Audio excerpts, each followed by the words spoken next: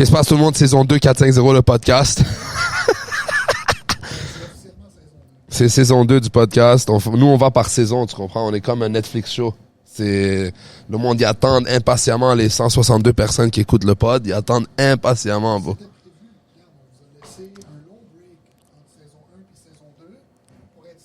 Vous nous manquez, tu sais, comme tu te dis, il est où Jado? Là, tu le vois, Jado, tu comprends?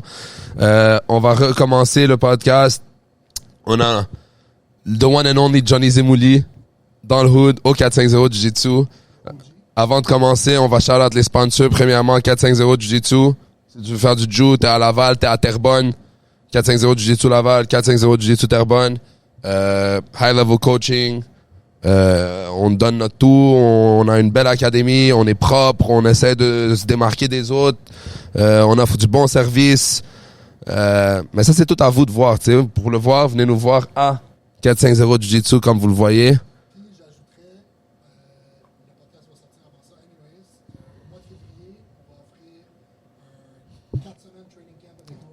Ouais.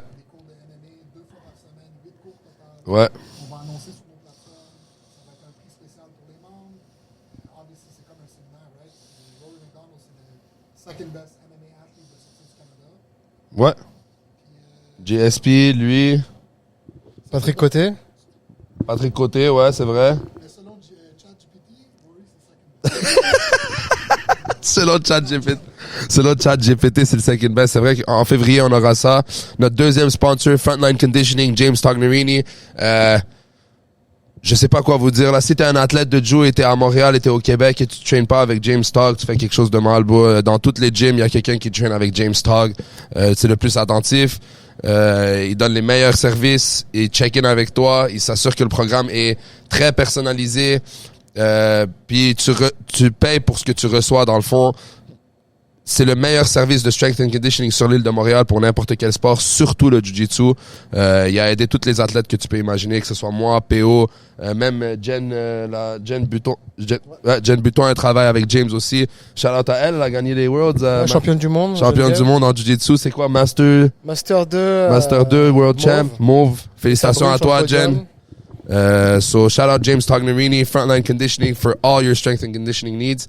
Last but not least, tu cherches une maison dans la Rive-Nord, tu contactes mon boy Georges Mitry, ok? G Mitry, Real Estate. Il travaille fort, c'est un jeune agent immobilier qui build sa carrière dans la Rive-Nord, surtout au Fontainebleau, surtout à Blainville, mais peu importe t'es où, dans la Rive-Nord, tu cherches un investissement, tu cherches un chalet, tu cherches une maison, tu cherches un duplex, c'est ton boy, il travaille vraiment, vraiment fort, c'est un très, très bon agent immobilier. C'est une bonne... Voilà. Tes parents, bro, veulent vendre une maison, ils savent pas qui voir. Va voir Georges. OK, on te l'a dit 2 fois. Puis, that's it. That's all, non? Il nous manque quelque chose? Excellent. Puis, ceci étant dit, salut Johnny. Salut les gars, ça va bien? Ça va bien? Notre premier, non. C'est pas notre premier recurring guest? Non. Georges et les réguliers, là. Mais c'est notre premier recurring guest. C'est la première fois qu'on fait un deuxième épisode avec the one and only, the OG. Mais l'an dernier, on s'était dit qu'on ferait ça comme une tradition annuelle. Exact. Présenter le calendrier, dire les nouvelles choses. L'année dernière, je me suis plus présenté moi, mais là, c'est sûr que moi, je le ferai plus pour la fédération, surtout pour les jeunes, les podcasts, c'est bien, ça exprime plus des fois qu'un post. Ouais, 100%. Je pense que aussi, tu serais surpris à quel point le monde nous envoyait des messages quand on n'avait pas d'épisode de comme yo, c'est quand que ça sort, comme le monde il pogne le rythme rapidement d'écouter un podcast, tu sais, genre ça sort et tout. Puis non seulement ça, ton podcast c'était un des plus populaires, c'est de celui lequel on a eu le plus de DM, le plus de bons commentaires, c'était drôle, c'était le fun et tout. Ceci étant dit, aujourd'hui, on va mettre de l'emphase sur la Fédération de Jiu-Jitsu au Québec, right? C'est quoi c'est FJJBQ? FQJJB, Fédération québécoise de Jiu-Jitsu brésilien. Fédération québécoise de Jiu-Jitsu brésilien. Donc, Johnny, c'est le président? Directeur général de la fédération. Il est là pour nous parler des événements qui s'en viennent, des nouveaux changements, des bons changements, de l'amélioration. Tu sais, l'année passée, c'était la première année de la fédération, right? Donc, comme dans n'importe quoi, la première année, c'est beaucoup de trial and error. On essaye des choses. On prend le bien, on enlève le mal, puis on essaie de s'adapter par rapport à ce qui se passe. Puis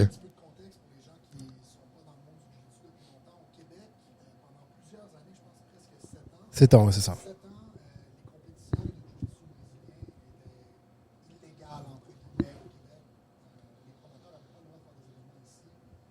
C'est pas vraiment entre guillemets, je pense que c'était illégal tout court. Johnny et son équipe ont travaillé très fort d'arrache-pied.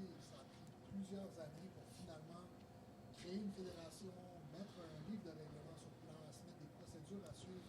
Nous, on le sait, on a fait un événement ici, on avait un inspecteur, on avait des referees. Tu sais, on veut que le sport devienne gros, mais pour que le sport devienne gros, ça prend une ligne à suivre, une direction, et la fédération est là pour ça. So, Johnny, si tu pourrais nous dire peut-être un petit... qu'est-ce qu'il y a de nouveau par rapport à la fédération? C'est quoi les changements qui se sont passés autour de cette année? Qu'est-ce que tu as appris, par exemple, en tant que comme première année que directeur général de la fédération, tu sais, les hauts et les bas, etc.?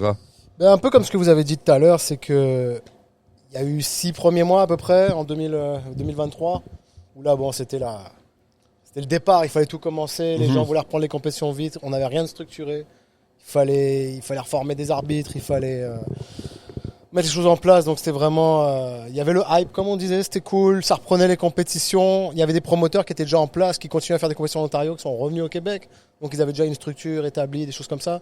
Il y a eu des nouveaux promoteurs qui sont arrivés, qu'il a fallu réaliser que c'est pas si facile que ça de faire une compétition. Vous avez vu Tu ça? nous le dis à nous, là. C'est petit, mais vous avez vu, c'est du stress quand même, hein, c'est beaucoup de stress. C'était un mois de work. Puis même nous, de notre côté, bon, bah, on est parti sur une idée quand même d'encadrer. Notre but, c'est de structure, d'encadrement et de sécurité, en fait. C'est ça notre but. C'est que on n'est pas là pour dire faites pas ci, faites pas ça, ou quoi que ce soit. On est là pour s'assurer que tout soit sécuritaire.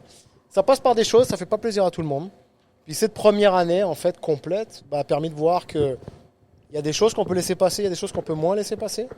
Parce qu'au bout du compte, il y a quand même des choses, des références, des fondamentaux qui font qu'une compétition marchera bien ou pas, en fait. Mais même nous, on l'a réalisé de notre côté, puis on a laissé aller certains, on a réalisé qu'il y en a d'autres qui nous ont montré des choses que ça améliore aussi pas mal. On a eu un gros calendrier l'an dernier. On n'a pas forcément tous les promoteurs qui ont voulu nous écouter sur les dates. Ça fait que ça a créé comme un trop-plein, en fait, dans le calendrier. Comme un trop de compétition, tu veux dire? Un trop, mais surtout un trop mal placé. OK. C'est-à-dire qu'on allait avoir, par exemple, 3-4 grosses compétitions à Montréal, back-à-back, sur un mois. Ensuite, 2-3 galas. Un gros événement 3 mois plus tard. Puis, ça fait qu'il y a des événements qui ne marchaient pas. Parce que, pour 3 raisons. La première, c'est que c'est que si les gens sont trop proches, c'est pas facile de choisir, il faut en choisir une. C'est pas donné non plus. Hein, c'est pas gratuit les compétitions, c'est $100 et plus souvent. 100%. Donc sur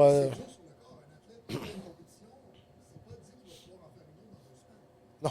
Surtout un athlète qui est naturel, tu comprends? Genre, le monde, il se compare souvent à des athlètes que tu vois sur YouTube, Instagram, mais ces gars-là, ils compétitionnent à chaque fin de semaine. C'est normal, tu sais, quand t'as des suppléments surnaturels qui t'aident à récupérer facilement, tu sais, mais pour un jeune Québécois qui s'entraîne, qui fait une compétition, c'est stressant, les nerfs et tout. Tu vas là-bas, tu finis la compétition, t'es peut-être pas super motivé à aller compétitionner le samedi direct d'après, tu sais. Ça coûte de l'argent, comme il dit. Bon, s'il y a 3 compétitions à un mois, si c'est $150, c'est $500, ça doit... Puis il y a un détail que vous avez dit qui est important, c'est que souvent les compétitions, les gens s'inscrivent dans les dernières semaines. Pour 2 raisons. La première, c'est comme il y en a beaucoup, ils vont attendre de voir comment ça se passe.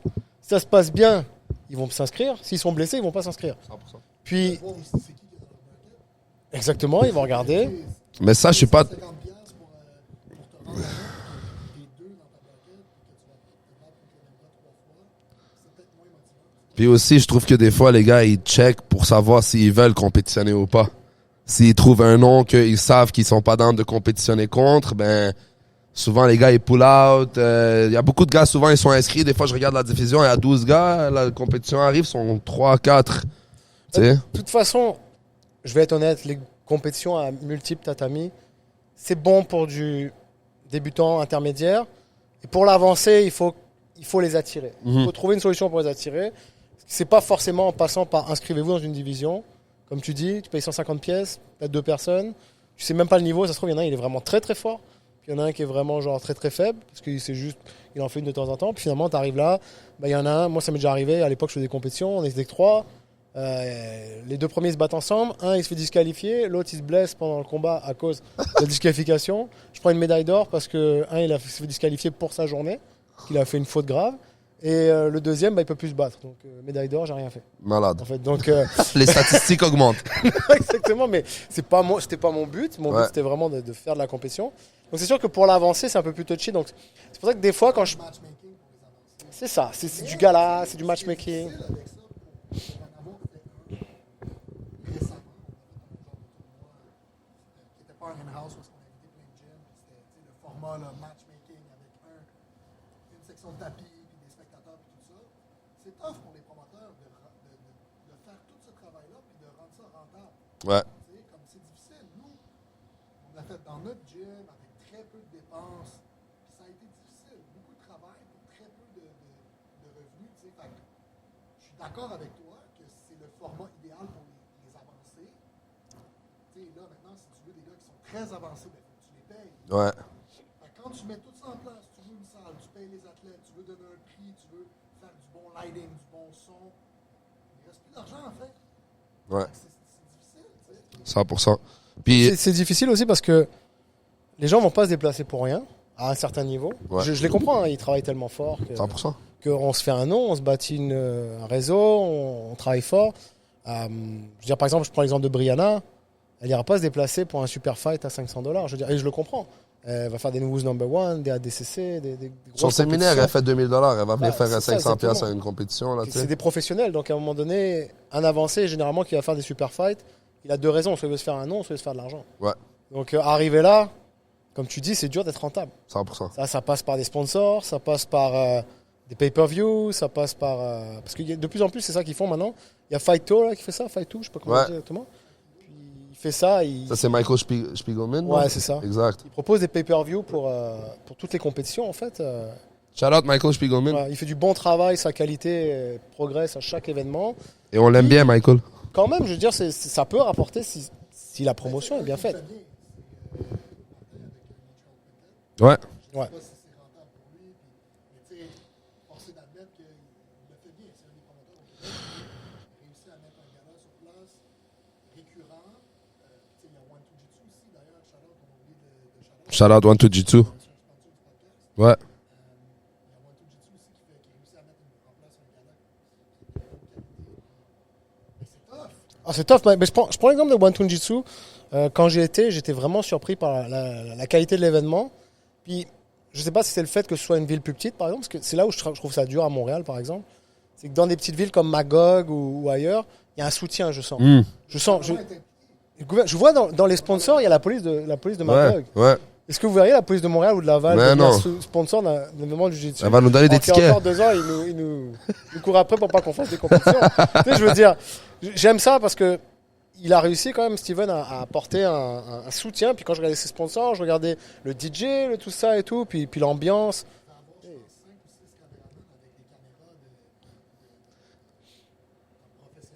Mais comme Johnny a dit, c'est vraiment l'aspect de petite communauté. C'est ça. Quand tu as une communauté qui supporte un mouvement, tu vas avoir du soutien de tous les côtés. Tu sais, comme lui, tu as dit la police de Magog. Lui, c'est sûr qu'il y a comme 4, 5, 6, 7, 8, 10 policiers qui traînent chez lui. Ouais, c'est ça. So, si tu as 10 policiers qui traînent chez toi, qui font partie de la police de Magog, ben eux, ils vont être contents et fiers de venir regarder, supporter, présenter, tu sais.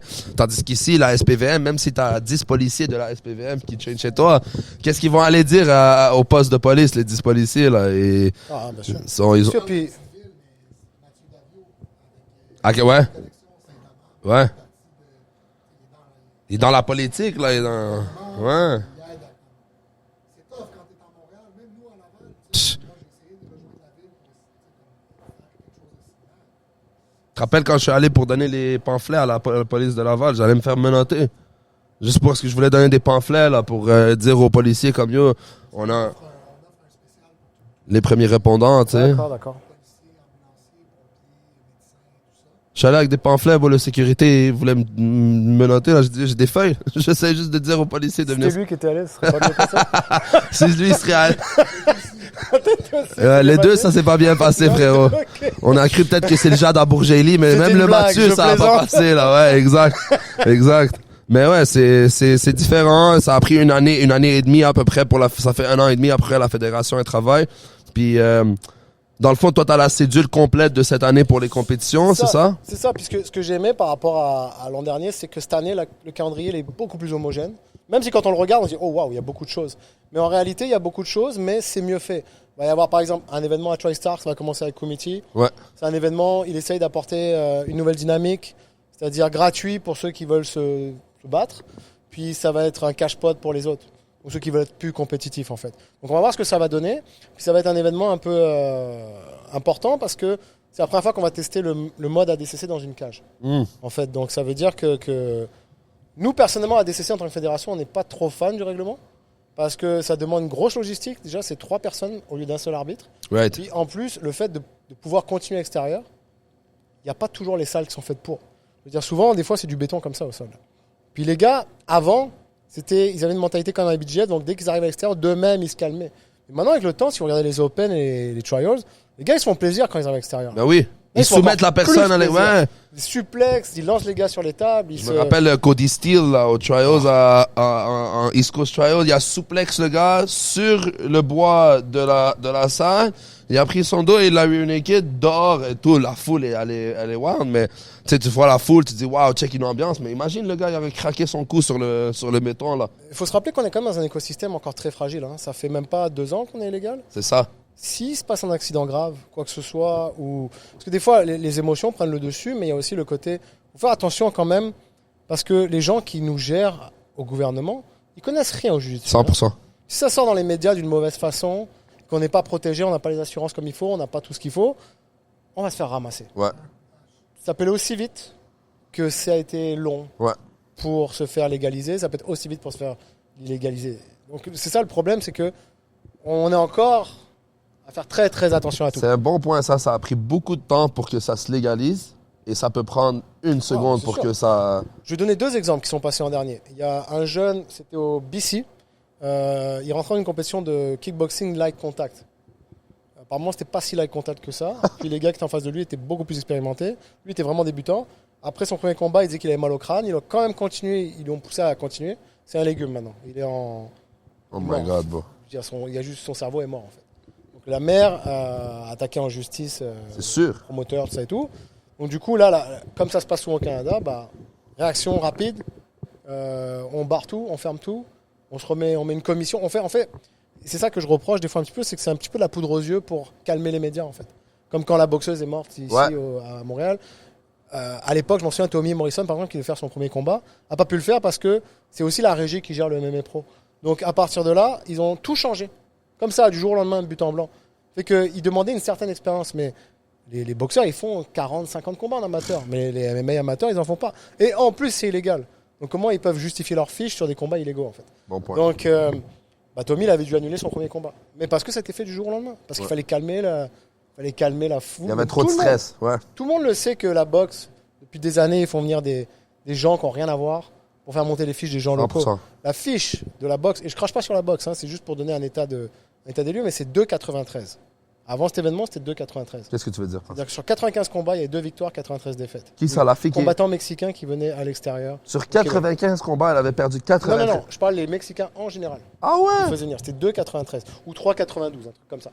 Pour vous donner l'exemple que même dans des grosses fédérations structurées, il y a encore des accidents. 100%. Donc nous, qui sommes encore jeunes, mal vus des fois, parce que j'ai encore des écoles, parce qu'il y a des gens des fois ils comprennent pas ça, mais c'est que nous on a un esprit sain quand on le fait. Il y a des gens qui nous regardent encore comme ok, jiu-jitsu, MMA, crime organisé. C'est ça qu'ils pensent dans leur tête encore. Moi j'ai perdu une salle en location, je louais une salle parce qu'il y avait un Jean Coutu en dessous, ils savaient pas qu'on était là. Quand ils ont su qu'on était là, ils ont dit nous on refait pas le bail, on veut pas de crime organisé au-dessus. Une salle de jiu-jitsu avec notre kimono en train de faire du gi là. Puis nous ils ont dit carrément aux bailleurs, aux propriétaires, si eux ils restent, nous on s'en va. Puis quand un Jean Coutu dit ça, ah oui. Donc ils ont tout fait pour nous mettre dehors. Ben oui, c'est sûr. On est resté 3 mois, on avait fait tous les travaux, mis tous les tatamis, tout. T'avais ouvert une autre école? À l'époque, entre Charbonneau, on est retourné après à Charbonneau. Okay. En fait, c'était avant qu'on ait notre grosse école. Ok. Mais c'est pour dire que on a encore un écosystème fragile et on n'a pas le grand public qui comprenne tout ce qu'on fait. Puis quand même, nos décideurs à nous, au gouvernement, ne connaissent pas ce qu'on fait. Donc ça peut aller vite, ça peut aller très vite. Donc des fois, c'est vrai que j'ai des discussions avec des promoteurs, avec des coachs principalement aussi, que je leur explique des choses. Puis ils me disent t'es un boomer ou en plaisantant et on me dira t'es un ouais mais t'es trop sur les règles. Oui je suis trop sur les règles parce que s'il n'y a plus rien, parce que moi je l'ai vu arriver quand c'est devenu illégal. Je m'en souviens les discussions commençaient. Ah mais vous avez vu, puis là il y a le gouvernement qui commence à regarder où est-ce qu'elles vont l'argent des compétitions, où est-ce que si, où est-ce que ça. Il y a des gens qui commencent à checker tout ça. Tout le monde est genre ah mais non regarde, ça fait 10 ans qu'on fait ça, tout se passe bien. Tu sais. Boum. Puis là d'un seul coup, 2 promoteurs d'MMA, ça n'a rien à voir avec le jiu-jitsu et boum il n'y a plus du jiu-jitsu. Mais c'est sûr que au Québec, quand il y a de l'argent en jeu, comme on va dire une promotion, elle fait un événement de jiu-jitsu puis elle génère 30 000 de revenus, on va dire. À un moment donné, Revenu Québec, ils vont commencer à regarder l'argent est où, tu comprends? On n'est pas, c'est pas comme un free for all, là, tu fais ton argent, vas-y, casse-toi, puis nanani. Ils vont checker, ils vont voir, là, sûrement, comme tu dis, toi, ils rentrent un peu plus dans les détails, là, ils voient, ça, c'est ça, nanani, nanana, il n'y a pas de fédération, il y a eu un conflit, bang, directement, ils cancellent tout. Fast forward COVID, comme on avait parlé la dernière fois. COVID, le dernier des soucis des fonds, du gouvernement, c'est une fédération de jiu-jitsu, tu comprends? Ils veulent savoir si le Walmart est ouverte avant. Même juste de se réunir. C'est ça, tu sais, on pouvait même pas se voir. Tu penses qu'ils vont parler de la fédération de jiu-jitsu? Non, bon, il fallait mettre des tapes sur le mur, s'entraîner J'imagine que tout ce que vous faites maintenant, le travail que vous faites, là il y aura un Covid qui arrivera maintenant. Comment vous le vivrez? Parce que je dis pas qu'avant c'était nouveau, on savait pas. Quand même le gouvernement a aidé parce que ils ont donné une grosse partie du loyer, mais c'était juste le loyer. Je veux dire après, il n'y a plus de revenus. Vous vivez de ça. D'un seul coup, enfin, en théorie, vous vivez de ça, mais là, d'un seul coup, il y aura une nouvelle épidémie qui arriverait. Là. Je pense qu'il y en aurait beaucoup qui lâcheraient complètement. 100%. Ça ferait trop mal. Je veux dire, une deuxième fois comme ça ferait mal. C'est tough, mais... Si une deuxième fois, ça redevenait illégal, je dis pas que ça, c'est pas dans les plans. Hein. Non. Mais je veux dire, je parle avec des gens. Des fois, j'envoie des messages à la sécurité des sports, puis je vais lui dire il y a ça, il y a ça, il y a ça. Puis je vois bien qu'il ne comprend pas ce que je lui dis en face. Puis il va me shooter, par contre, c'est quoi cette école-là, à Maniwake je dis, qui ça? Mais il y a une école de jiu-jitsu, eux, ils sont pas enregistrés sur votre fédération. Hein. Ils sont illégaux, tu sais. Je dis, mais comment t'as trouvé ça? Même moi, je savais même pas qu'il existait cette école-là. C'est-à-dire que toi, t'as réussi à aller chercher. Parce que vous croyez qu'ils savent tout, hein? Ouais, ils savent tout. Hein. Moi, tous les événements d'MMA illégaux, ils le savent. Ils m'ont dit clairement, tous les événements de MMA illégaux, on envoie toujours à la police locale un message pour leur dire qu'il y a un événement. Ah ouais. Après, c'est la police qui décide ou pas s'ils viennent régler l'événement.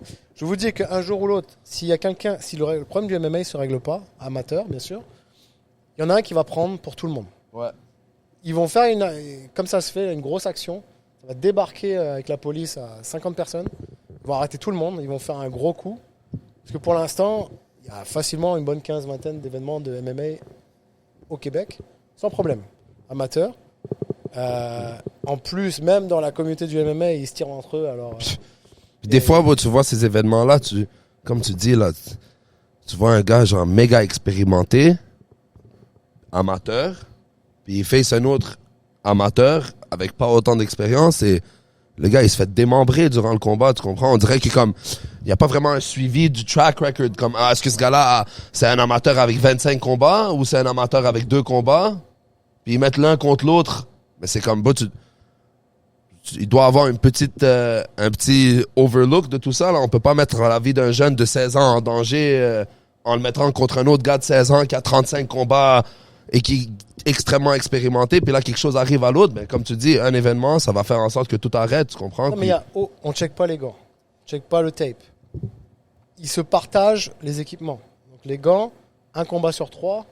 Il se déchire. On reprend les gants d'une personne qui passait. Les gants, les chin pads. Donc déjà, en termes de maladies, de staphylo, de toutes ces choses-là, il y a rien de pire. Oublie ça, là, ouais. On check rien. Si demain, il y a, encore une fois, je le souhaite jamais, mais quelqu'un qui est malhonnête, qui met du ciment dans ses gants ou quoi que ce soit, il n'y a personne qui le check. Puis encore une fois, c'est l'accident grave qui va faire la différence. Puis si le MMA tombe, oui, mais les gars qui font du MMA, ils font du jiu-jitsu. C'est pour ça qu'on fait très attention. Ouais. On fait très attention parce que on est un sport en fait où il y a beaucoup d'émotions aussi, il y a beaucoup c'est très créatif comme sport, c'est très, il y a plein de règlements, il y a plein de, c'est ça. Donc déjà c'est dur de se baser sur les règlements de base, mais j'ai encore des promoteurs qui viennent me voir et disent moi j'aimerais changer ça. Mais je dis quand vous faites ça, faites attention, pensez aux enfants. Aux enfants, ils savent rien, ils arrivent, puis on leur change les règlements 4 fois, 5 fois. Ils sont perdus après. Ils sont plus dans, ouais, exact. Ils sont perdus, et je suis désolé de dire ça, mais.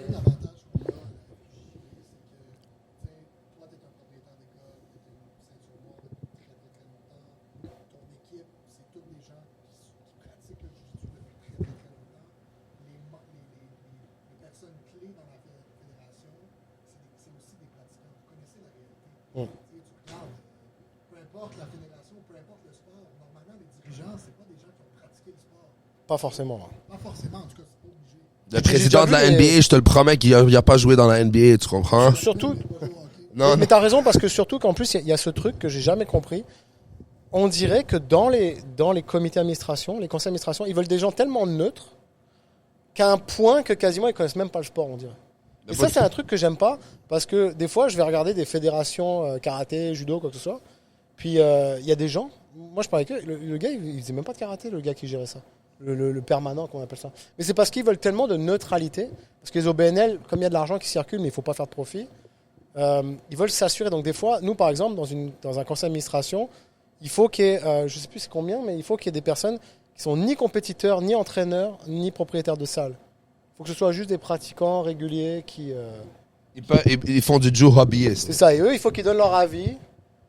Ce qui n'est pas mauvais, mais ils donnent une vision différente en fait, des choses. Qui est, moi, je paye mon abonnement, je fais un peu de jiu-jitsu. Je ne fais pas forcément de la compétition, des parents, d'enfants ou quoi que ce soit. Mais sur un début de structuration comme nous, des fois, c'est difficile parce que, je suis désolé, il y a quand même, vous avez le calendrier, il y a 18 compétitions, je pense, en 6 mois. Là.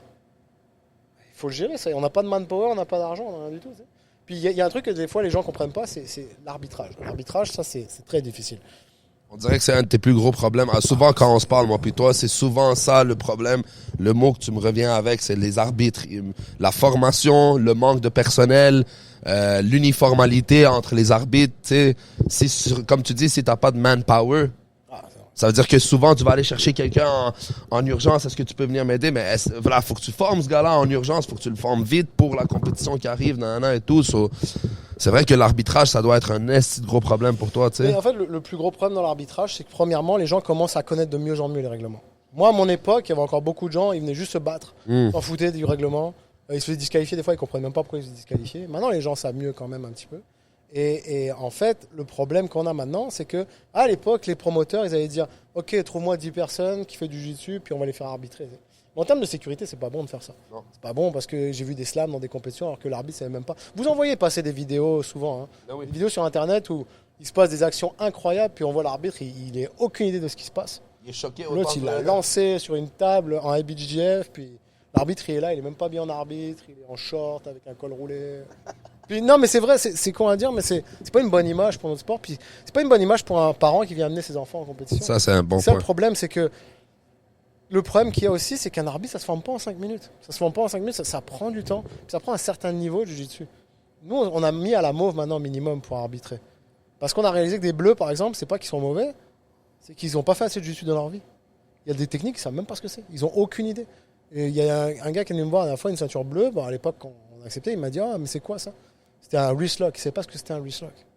Mais c'est pas de sa faute. Une ceinture bleue, il peut l'avoir en 8 mois. Ouais. Une mauve, on est sûr qu'il a fait 4 ans de jiu-jitsu, donc il a vu à peu près la plupart des choses. Ouais. Il se renseigne. Donc souvent, c'est ça qui va arriver le problème. Puis c'est toujours une histoire de sécurité. Il n'y a pas longtemps encore, il y a un enfant, son père, il lui a enseigné à faire ce qu'ils appellent le crab ride. C'est en fait se tourner dans la garde fermée complètement pour que la personne soit à plat ventre. Mais une fois que la personne est à plat ventre, c'est dur d'ouvrir les jambes après. Ça fait archer le dos en fait derrière. C'est pas un cas de figure qu'on a vu souvent en fait. Donc là, il a fallu légiférer sur ça puis dire qu'est-ce qui se passe quand il y a ça qui se passe. Parce que même à IBJJF, ils ont des trous dans leur règlement. 100%. Mais nous, à notre niveau, on va suivre ce qu'ils font. Comme on a remarqué par exemple je donne des exemples, mais le jump guard par exemple. Vous jumpez la garde en blanche ou en enfant, c'est illégal. Et vous n'aurez qu'une pénalité. D'accord ? Donc ça veut dire que les enfants, ils ont le droit jusqu'à 6 pénalités pour se faire disqualifier. Un adulte, il en aura 4. Et Karl, en ses parlant, dit ça veut dire que s'il y a un enfant mal intentionné, que son père lui ou ses parents lui a dit ok, blesse les gens, saute et blesse les gens, bah, il a 3 shots pour casser le genou de quelqu'un. En fait. Les enfants, il en a 5, l'adulte, il en a 3. Ça veut dire que si jamais il le blesse, bah, il aura une pénalité, puis sa journée à l'autre, elle est finie en fait. C'est vrai. Puis jumping guard, en passant, juste vous le dire, là, selon moi, c'est un des plus gros no-no à l'académie. Genre, tu peux pas sauter tout court. Pas de jumping guard, pas de jumping scissor, pas de jumping, rien, tu comprends? Puis tellement de vidéos sur Internet de monde qui se jump guard et qui explose les deux genoux du boy, la hyper extension vers l'arrière. Ah, c'est des tournois locaux. C'est même pas des tournois. Je parle même pas de IBJJF World, là. Je te parle d'un petit tournoi local dans une petite ville.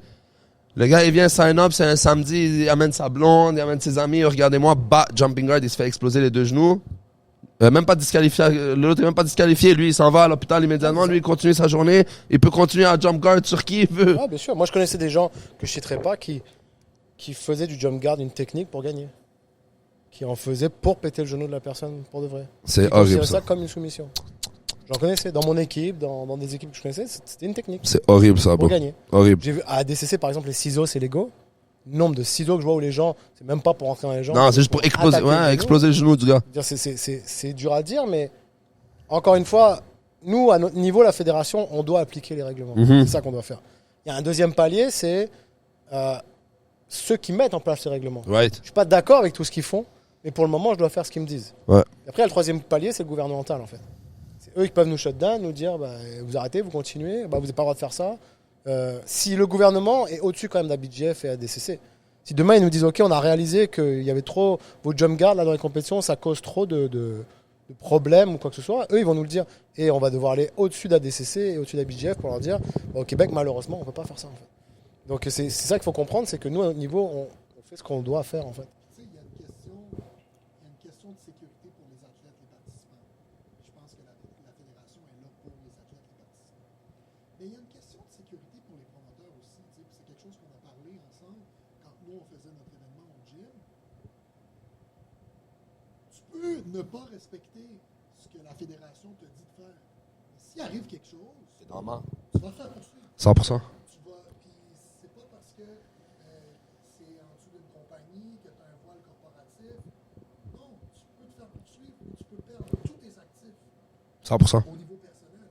Fait que, tu sais, oui, c'est pour protéger les athlètes, les pratiquants, mais si toi, tu es là et tu essaies d'organiser un événement, puis que tu décides de ne pas suivre ce que la fédération, les guidelines, parce que la fédération n'est pas là pour faire la police. Non. La fédération est là pour te donner les guidelines, pour s'assurer que toi, en tant que promoteur, en tant qu'organisateur, tu es sécurisé, il n'y a pas de danger. Parce que tu suis ce qui a été mis en place, puis tu as un plan, tu sais que s'il y a quelque chose qui se passe, parce que ça reste qu'on ne fait pas du balai. Non, c'est un sport de combat. Possible qu'il y ait Un sport de combat qu'on c'est un fait. sport de combat, c'est possible qu'il y ait un accident.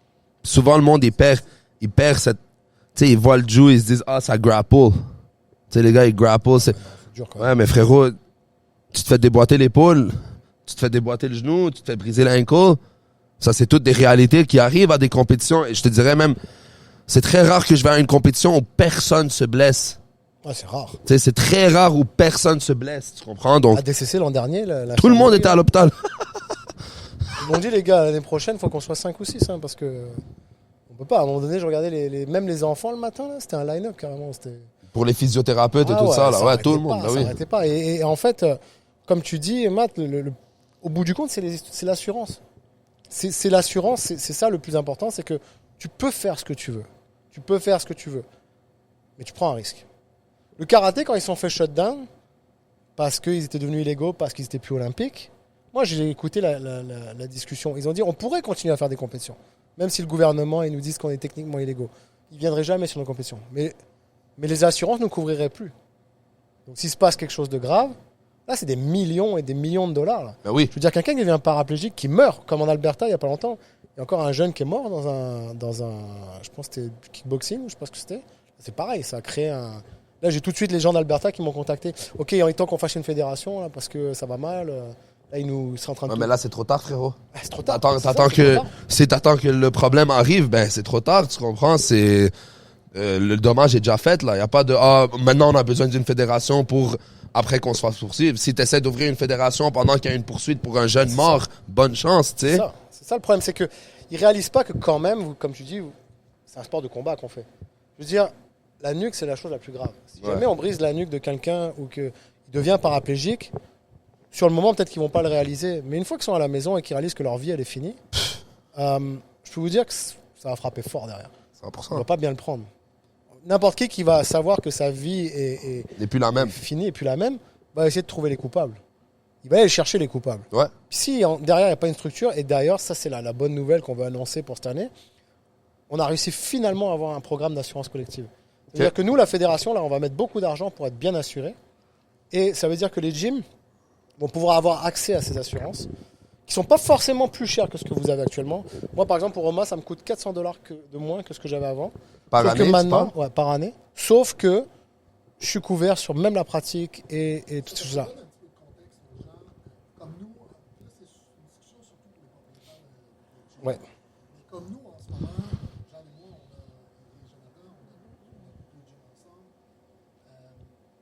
On a des assurances, right? Mais on a des assurances surtout, il se passe un dégât d'eau. Matériel. C'est ça, exact. Ouais. Mais on n'a pas nécessairement des assurances si quelqu'un se blesse. C'est ça. Right? Puis, Johnny, tu dis que probablement parce que les compagnies d'assurance ils disent ah, vous faites un sport de combat, on peut pas vous assurer, puis ils se tiennent loin d'ici. Johnny, ce que toi tu dis, c'est que la fédération était capable de négocier avec une compagnie d'assurance pour couvrir les salles d'entraînement, les gyms, les académies, pour couvrir la pratique dans le gym. C'est ça. C'est-à-dire qu'en fait, la plupart des assurances que je pense 90-95% des gyms au Québec, s'ils sont assurés bien sûr, il y en a qui ne s'assurent pas, hein. Il y en a qui prennent toujours le risque. Hein. Ah ouais, il y a des gyms. Ah, j'en connais des petits gyms qui prennent pas ça, ils disent ah mais moi je mets ça sur mon... Des fois il y a des gens qui sous-louent des espaces. Ils disent ah mais c'est bon, ils font du karaté, ils sont assurés. Non. Vous allez voir le jour où vous allez vous faire actionner, vous allez réaliser que le karaté il vous couvre pas. Le karaté ils ont des grosses assurances du programme national, du programme provincial. Mais si demain ils arrivent sur une action, qu'est-ce que tu faisais à ce moment-là? Tu faisais pas du karaté, tu faisais du jiu-jitsu. Tu te fais actionner, t'as rien, t'as zéro assurance. Donc 95% des gens ont des assurances commerciales, comme tu dis.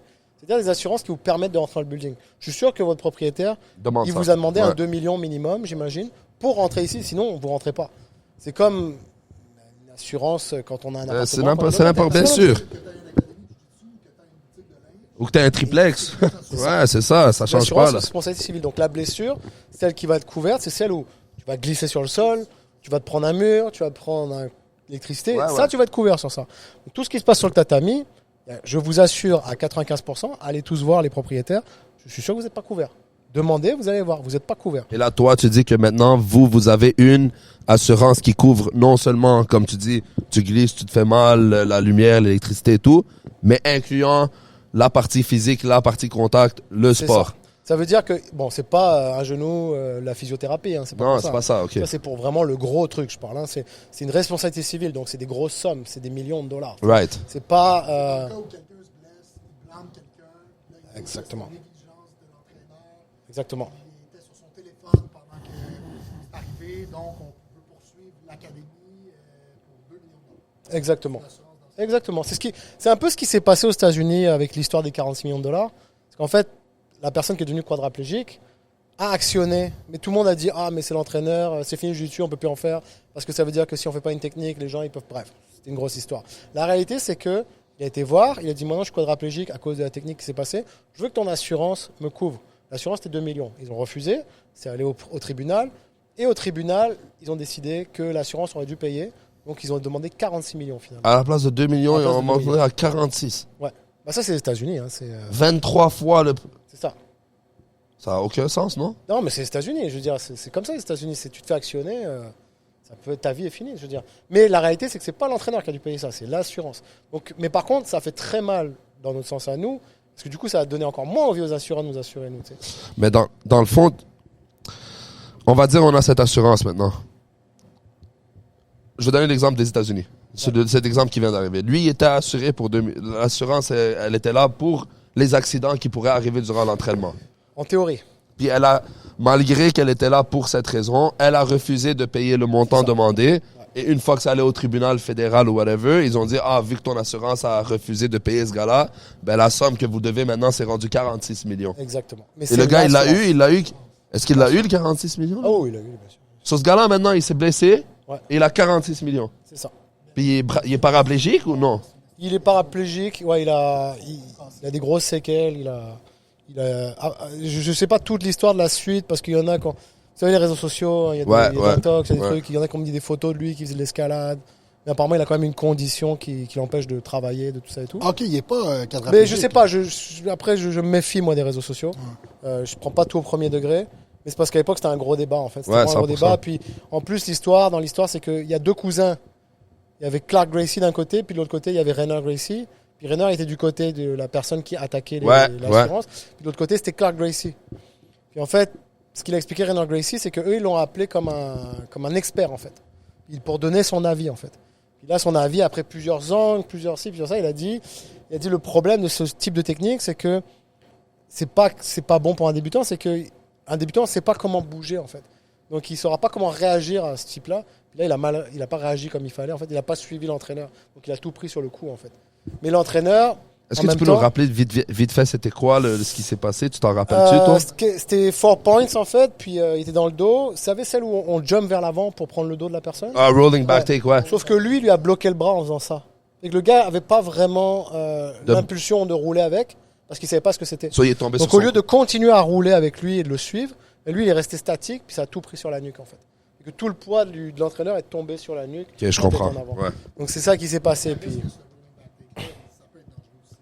Ouais, c'est sûr, ça peut être dangereux, mais c'est un move de Drew. Donc en fait, le cousin Clark Gracie lui a dit, pour la défense de l'assurance, il a dit non, c'est une technique qu'on peut enseigner, mais moi je l'enseigne pas à mes élèves. Donc en fait, il a encore plus craché le truc en fait. Donc bref, il y a eu un gros débat si un jour, je sais pas, on peut le voir, mais est-ce qu'il avait pas fait, il avait aussi roulé sur la mauvaise épaule, l'entraîneur? Il y avait il a pas bien fait la technique. Comme tu sais, rolling back kick en seatbelt. Il peut pas vraiment se casser le Ouais, tu dois rouler sur l'autre épaule. Mais si tu roules sur l'autre épaule... Ouais, sa main est coincée, je comprends. Ouais, c'est ça. C'est surtout un débutant, en fait. Surtout un débutant, il n'a même pas l'idée de qu'est-ce qui se passe, en fait. Donc, bref, en gros, pour résumer, c'est que on veut pas que ça arrive au Québec. Right. Et on veut pas que... Quand je vois que l'Alberta, ça arrivait, quand je vois que le BC, ça arrivait, là, on parle de mort. Hein, on parle de mort légumes et mort. C'est grave. C'est très grave. Et ça peut arriver. Moi, je regardais la BGF encore, c'est rough. Hein.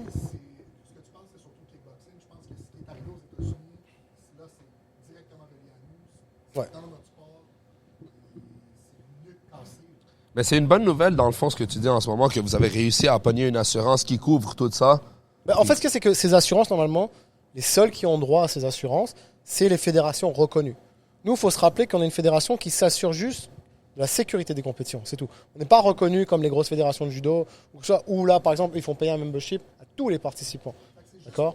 Ah, les fédérations de judo, si je vais m'inscrire à un club de judo, il faut que je paye non seulement il faut que je paye mon inscription au judo. Genre une fédération de judo, selon ton niveau de ceinture, tu payes un prix chaque année. Ah ouais, hein? Et ils ont 2 assurances. Ils ont une qui est responsabilité civile pour le gym, ils ont une autre qui est médicale. Donc, OK. Comme tu as un $500 par année pour de la physio, des trucs comme ça. Mais généralement, la plupart ne l'utilisent même pas parce qu'ils en ont déjà avec leur famille. Je comprends. Parce qu'au Québec, c'est quand même très accessible. Gratuit la santé. Pas comme aux États-Unis. Mais ce qui se passe, c'est que tout le monde paye. Tu rentres dans un gym, tu payes la fédération. Donc, une ceinture blanche va payer peut-être $30 par année, mais une ceinture noire, elle paye $120 par année. Ça, c'est les prix, d'accord? Puis, t'as rien, c'est juste les assurances que tu as, c'est tout. C'est pour faire partie de la fédération. C'est pour ça qu'eux, ils brassent beaucoup d'argent, ils ont beaucoup de manpower. Et là, à ce moment-là, ils ont des gros programmes de PNCE, d'arbitrage. Mais en même temps, le fait de recevoir des subventions, ils ont un gros cahier des charges. 100%. Nous, on n'a pas ça. Nous, on doit s'assurer que le règlement de sécurité est suivi. C'est tout ce qu'on doit faire. On s'occupe que des compétiteurs.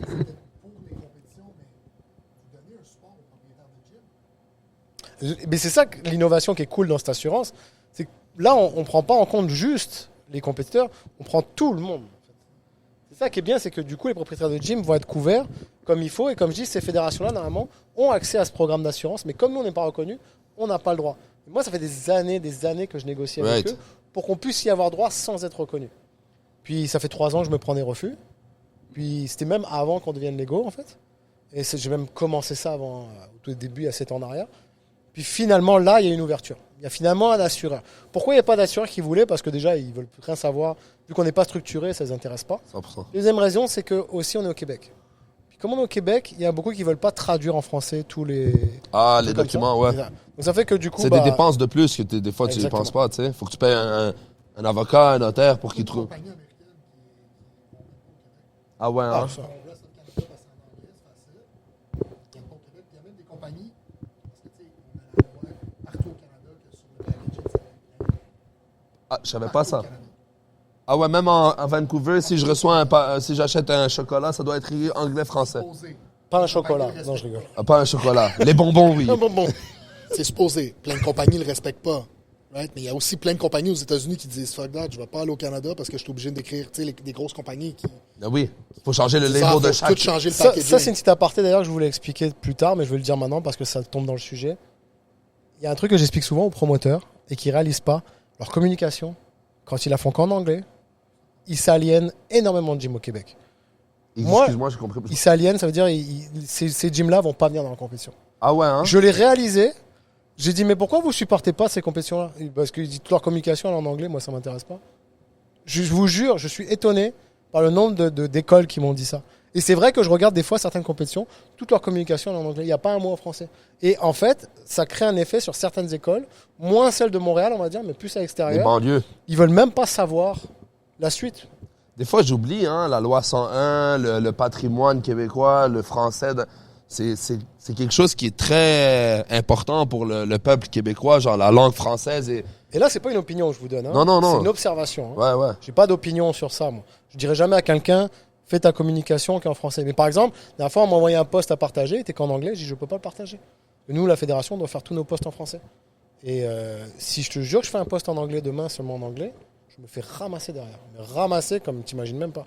Parce qu'il y a des gens qui attendent que ça. J'ai à un moment donné, il y a un promoteur. c'est sûr, il y a du monde Il qui y a un attend promoteur que ça. ontarien qui est venu l'année dernière. Il avait mis à l'accueil quelqu'un qui parlait pas du tout en français. Il s'occupait des entrées, de faire payer les spectateurs. Il s'est fait ramasser par un nombre de personnes. Il parlait même pas français ici au Québec. Vous n'avez même pas le droit de faire des compétitions normalement. Il dit on va se plaindre, on va aller. Moi j'étais à côté parce que je m'occupais des coachs. Je dis ok, attends, je vais t'aider là parce que les gens étaient vraiment pas contents. J'étais dans les spectateurs.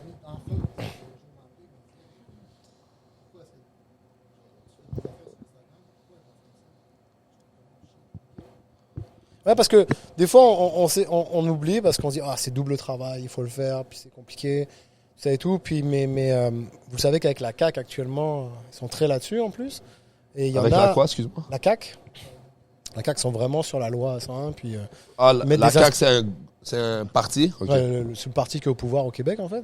Puis eux, ils sont vraiment là-dessus, donc ça fait que ils pourraient envoyer des inspecteurs sur certaines choses. Nous, par exemple, dans la fédération, on fait attention. Mais des fois, les promoteurs, je leur dis, faites attention à ces détails-là. Faites attention parce que vous réalisez pas. Parce que vous êtes dans votre entourage, vous parlez entre vous, vous avez la même façon de penser. Ouais. Mais il y a des gens, ils pensent pas du tout comme vous. Puis le problème, c'est qu'ils vous connaissent pas. Donc, ils voient ça comme une insulte. Une insulte, exactement. Ouais, 100%. Et c'est souvent ça qui se passe, c'est que... Tu viens dans ma province, tu parles pas ma langue, tu veux pas que je comprenne dans ma province, et ici, on est sur le français. Ce promoteur-là, qui est quand même réputé, il s'attendait à peu près, je pense, 1000 sign-up, il en a eu 200. C'est un raté complet, je veux dire. C'est quand même un...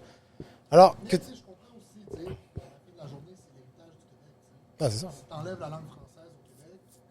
Ah non, moi, je... Le Québec s'est battu pendant des années pour garder cette langue-là.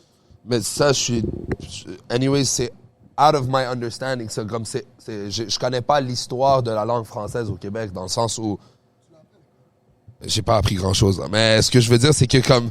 Tu la parles bien, quand même. Mais ça dépend à qui tu demandes. Non, je veux dire que ce que je veux dire par là, c'est que on peut avoir chacun son avis sur l'histoire. Ouais. Ça reste quand même que le Québec, c'est une province francophone au milieu de anglophones. Donc il y a des gens, pour eux, c'est très important. 100% parce que... Très important.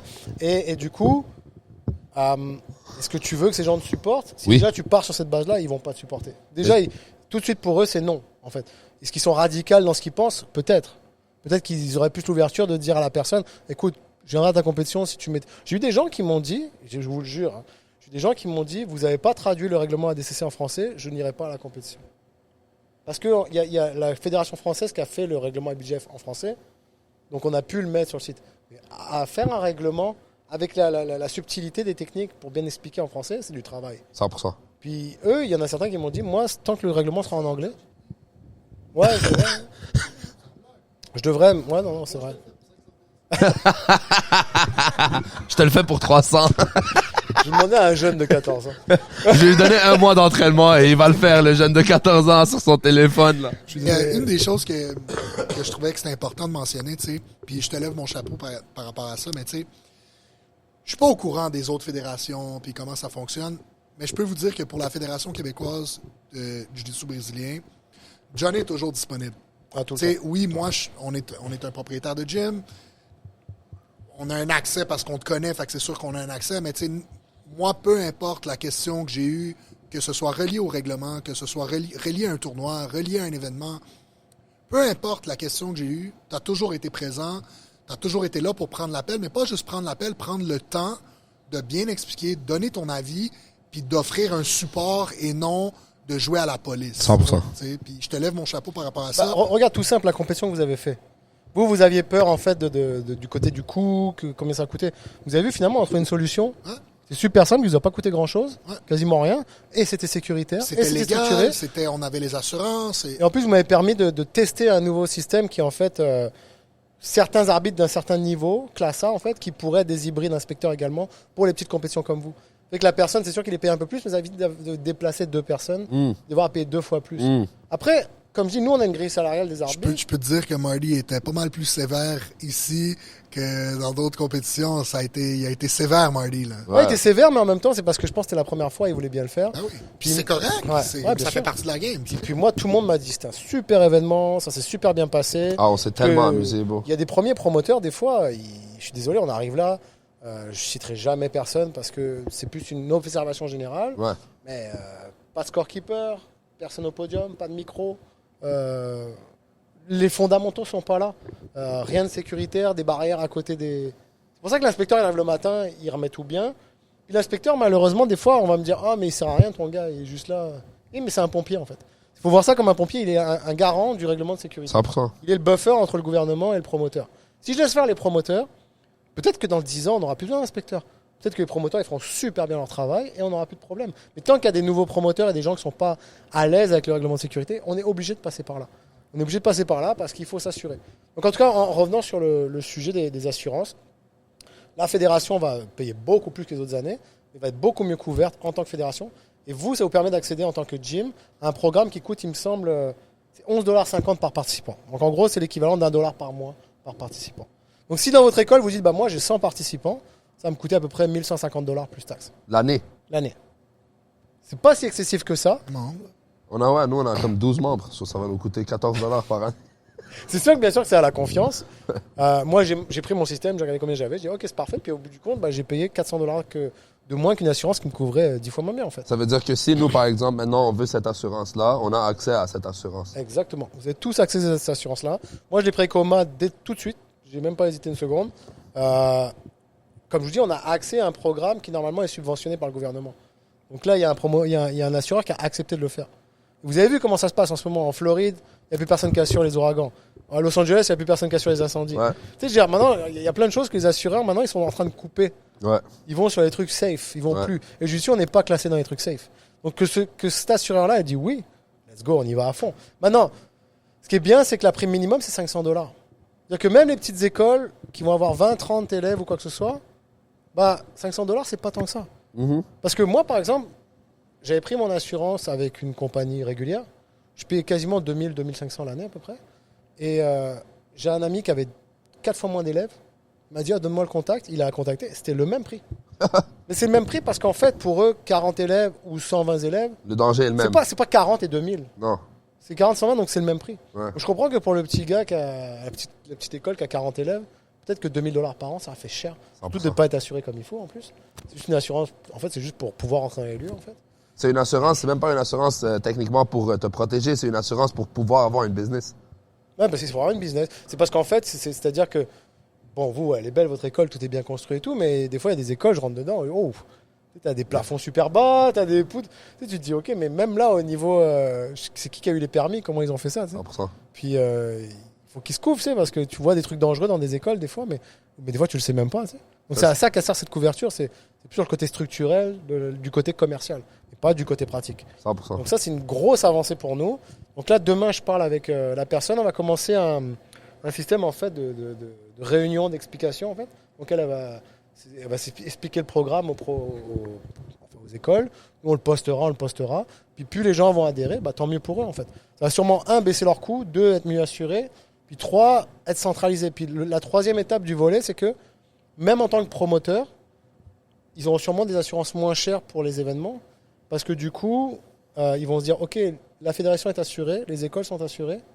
Donc les Le promoteurs... risque devient plus petit. Bah, c'est ça, c'est qu'on sait que tout le monde est assuré. Donc, OK, let's go, on a déjà tous ces gens-là qui sont déjà assurés ailleurs. Donc peut-être que les promoteurs aussi vont bénéficier de ça en fait. Donc ça, c'est une énorme avancée en fait.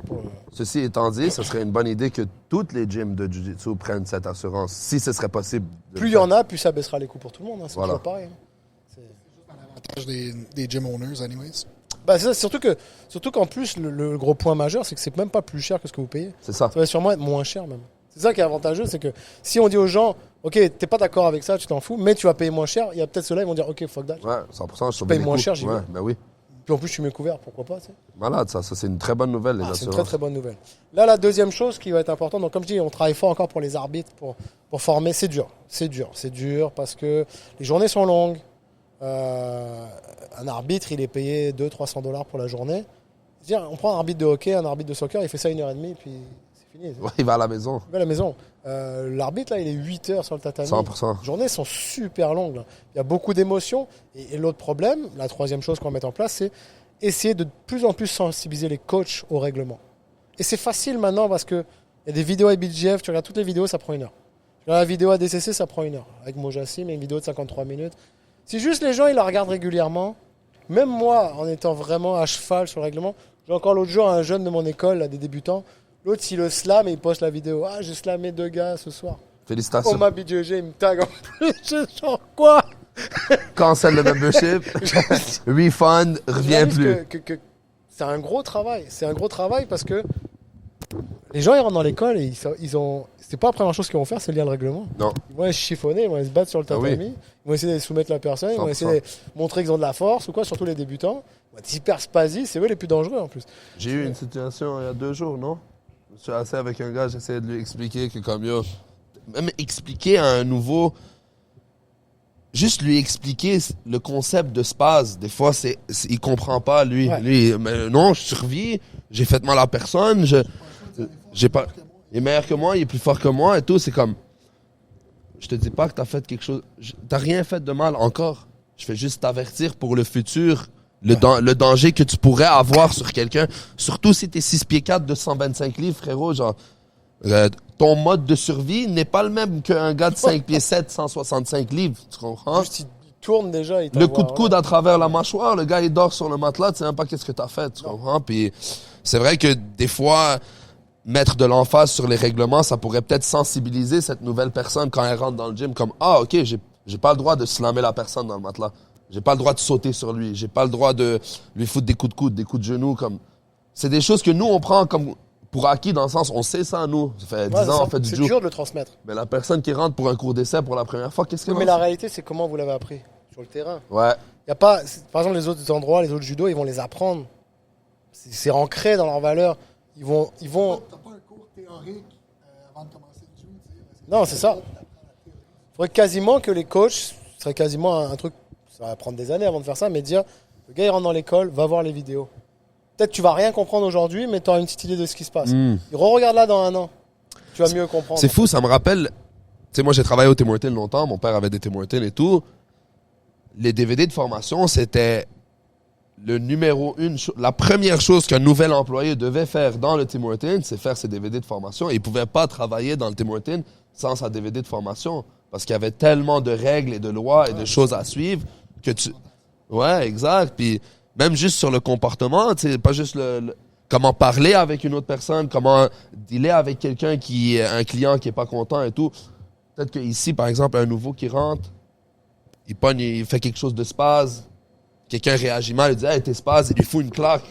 T'es comme, bro, Qu'est-ce qui se passe? t'as mal compris tout le système ici. Tu comprends, quand il te dit que t'es spaz, c'est pas une insulte, c'est plus une question de sécurité, tu sais. Puis ça, je l'ai réalisé il y a même pas 2 jours. Quand j'étais assis ici, il y a eu de quoi, j'étais comme, ouais, Mais c'est comment le message se transmet? Parce que on est dans un sport de combat, et que souvent on est genre, on arrive là-dedans, c'est un peu beaucoup d'informations. Ouais. On est émotif, on veut faire passer un message, la personne qui est très habituée va dire, fais attention à ça, l'autre il va mal le prendre. ouais. Ouais, mais comment ça? Pourquoi?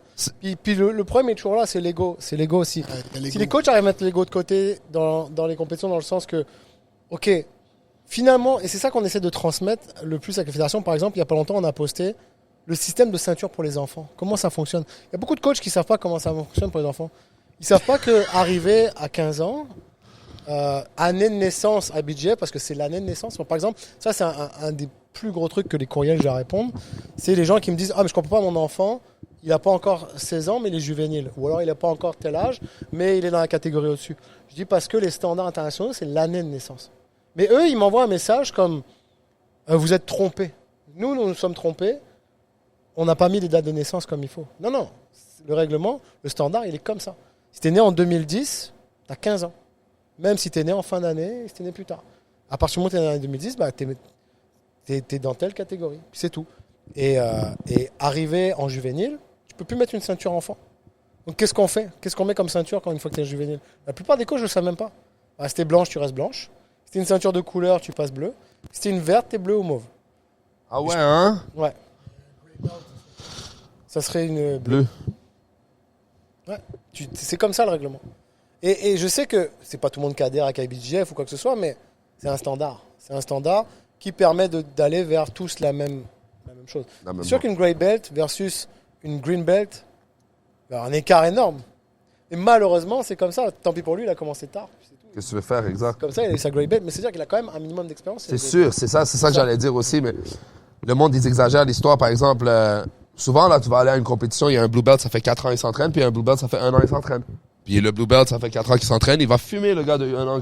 Ben, c'est le même scénario ici. C'est pour ça qu'il y a un gros problème aussi dans les compétitions, c'est que, surtout sur la ceinture bleue et la ceinture mauve, plus que le sandbagging, il y a un écart. Parce que le pratiquant de ceinture bleue, il y en a qui en font 2 fois par semaine, puis moi j'en connais qui font 8 fois par semaine. Ouais. Puis même si l'autre il en a fait, sans parler de temps des fois, c'est même pas la même chose. Puis une bleue, tu peux l'avoir en 8 mois dans certaines écoles. Moi par exemple, c'est 2 ans minimum pour avoir une bleue. Tu vas pas avoir une bleue parce que c'est trop important, je trouve. Et la mauve, c'est 3 ans entre la bleue et la mauve. C'est obligatoire parce que pour moi, la mauve, c'est la ceinture la plus importante qui existe. Parce que ça veut dire que tu fais vraiment du jiu-jitsu quand tu es en mauve. Ouais, exact. Tu sais, on a une petite fresque à Oma, on plaisante là, mais c'est apprendre, comprendre, maîtriser. C'est genre blanche, bleue, c'est apprendre. Mauve, brun, c'est comprendre. Noir, c'est maîtriser. 100%. Puis quand tu arrives là, des fois, tu es en blanche, tu poses beaucoup de questions. Tu es en bleu, tu poses beaucoup de questions. Tu es encore dans l'apprentissage. Quand tu vas arriver en mauve, tu vas comprendre mieux les choses et tu vas avoir une game. Et tu vas revisiter d'autres choses après que tu comprenais pas, en fait. Ouais. Et souvent, les gens, ils veulent aller trop vite. C'est l'époque, hein, c'est comme ça. Firas, il dit souvent ça par rapport à la ceinture mauve. Il dit comme si t'as ta ceinture mauve, basically, tu vas avoir ta ceinture noire. Comme si t'as eu ta ceinture mauve, c'est comme, ok, comme, ça fait trop longtemps pour que tu fais du jiu pour que t'arrêtes. Puis, éventuellement, tu vas get ta ceinture noire. C'est juste une question de temps. Ouais. Mais quand t'es blue belt, beaucoup de monde qui arrête à blue belt. Bien sûr. Beaucoup de monde, tu leur donnes le blue belt. On l'a vu ici. Tu donnes la blue belt au gars. Chris, il est plus là. C'est un accomplissement. Mais purple belt, c'est très rare que je vois quelqu'un prendre une purple belt et train moins. Au contraire, il reçoit sa purple belt, il est comme, ok, là je suis legit, je vais train encore plus qu'avant. Ouais. Ouais, vraiment, vraiment. Puis même quand je regarde les Worlds. Puis Firas, il les donne pas au rabais, hein, les ceintures. Hein. Je peux ah, dire tu penses que il est dur sur les ceintures. Tu penses que je sais pas? Moi, je le sais très bien, frérot. Non, mais dans un sens, je trouve que, même si des fois ça prend un peu plus de temps, il a plus raison 100%. que ceux qui les donnent trop vite et que ça devient commercial. Ah oui. Parce que, qu'est-ce que tu veux? Tu veux un gars qui dit, ok, j'en ai marre d'attendre, mais il est là. Et il se dit, ok, de toute façon, c'est pas grave, je progresse. Même si des fois, il va être vu comme un sandbagger à un certain moment. À un moment donné, on rigolait avec PO, parce que PO, il est resté mauve pendant presque 5 ans, je pense. Et versus PO, un gars qui va avoir sa bleue en 8 mois, puis qui va lâcher le jiu-jitsu, en fait. Ouais. Parce qu'il va arriver en compétition, il va arriver contre une bleue qui est proche de la mauve, qui a 4 ans d'expérience, qui va le ramasser. C'est-à-dire que 8 mois versus 4 ans d'expérience, il a 5 fois plus d'expérience que le gars. 100%. Pourtant, ils ont la même ceinture. Ouais. C'est là où c'est difficile, cette ceinture-là. Et moi, je trouve que des fois, il la rend trop commerciale, la ceinture bleue. En fait. Mais tu sais, pas pour en dire trop, mais même ici, là, on s'est déjà parlé, moi puis toi, là, comme des fois, tu donnes la ceinture bleue à un gars, puis aussi, nous, c'est notre première année et demie, on vient d'ouvrir le gym, on vient d'apprendre comment donner une ceinture bleue, comment donner quoi que ce soit et tout. Mais je trouve qu'il y a du monde, ils ont des différents critères, dans le sens où si tu compétitionnes à tous les mois, 2 fois par mois et tout, ta ceinture bleue, elle signifie pas la même chose qu'un père qui vient 3 fois semaine, qui traîne. Tu comprends ce que je veux dire? Comme, si je vais faire attendre le père aussi longtemps que je vais te faire attendre à toi pour get ta ceinture bleue, il va jamais avoir sa ceinture bleue, lui. Toi, tu traînes 6 fois semaine. Lui, il traîne 3 fois semaine. Puis j'essayais de mettre de l'emphase sur le fait que, comme, chaque personne, pas nécessairement elle a des critères différents, mais comme, un peu, oui. Dans le sens où, si, comme j'ai dit, t'es un père et tout, puis tu traînes, puis tu t'améliores, et ça fait 2 ans que t'es avec nous, etc., parfait, je te donne ta ceinture bleue. Mais si t'es un monstre, puis tu viens 6 fois semaine, ça fait 1 an et demi que tu t'entraînes, et que tu fumes des ceintures mauves, et que tu fumes des ceintures bruns, et que t'as passé cette phase de comme questionnement à 100% tout, peut-être toi, tu mérites ta ceinture bleue un peu plus vite que l'autre personne, tu comprends? De toute façon, au bout du compte, c'est vous qui décidez. Ouais. C'est vous qui décidez, c'est selon des critères que vous avez établis. Il y a des temps minimums qui sont établis. C'est quand même à vous de décider. Est-ce que tu connais les temps minimum par cœur pour chaque ceinture? Non, je les connais, mais là, je les ai pas en tête. Comme Blue Belt, c'est quoi le Normalement, minimum? Il n'y a pas de minimum. C'est pas 18 mois, c'est 18 mois, 1 an. Je crois que c'est 2 ans entre la bleue et la mauve. C'est 2 ans minimum. Je crois que c'est 1 an après par ceinture. OK. Parce qu'en fait, techniquement, si j'y vais avec un champion qui commence jeune, il peut pas être... À 16 ans, il peut avoir sa bleue ou sa mauve. À 18 ans, il peut avoir sa brune. À 19, il peut avoir sa noire. Mais là, c'est un prodige. Hein. C'est-à-dire OK. qu'il a tout Ouais, bien ça veut fait. dire que c'est le Des meilleur. Jacques Ouais. Carré, des Roger Gracie, des Mika Galvao. Mais c'est ça le problème souvent, c'est que arrivé à 18 ans, tu as des ceintures marrons, c'est des monstres qui ont un niveau de ceinture noire. Tu peux pas te retrouver contre eux quand tu es ceinture marron. Les Mika Galvao, les Ruo Tulo quand ils étaient ceinture parce qu'ils n'ont pas 19 ans. Ouais. Sauf que ça fait déjà des années que c'est des monstres. Ils sont. Je me rappelle du highlight de Colabate à Purple Belt, là. Le gars, il avait 16 ans, il a gagné Trials. Mais ça fait depuis l'âge de 4 ans qu'il fait ça. Ouais, c'est ça. Et Cascao, genre Leonardo Sagero.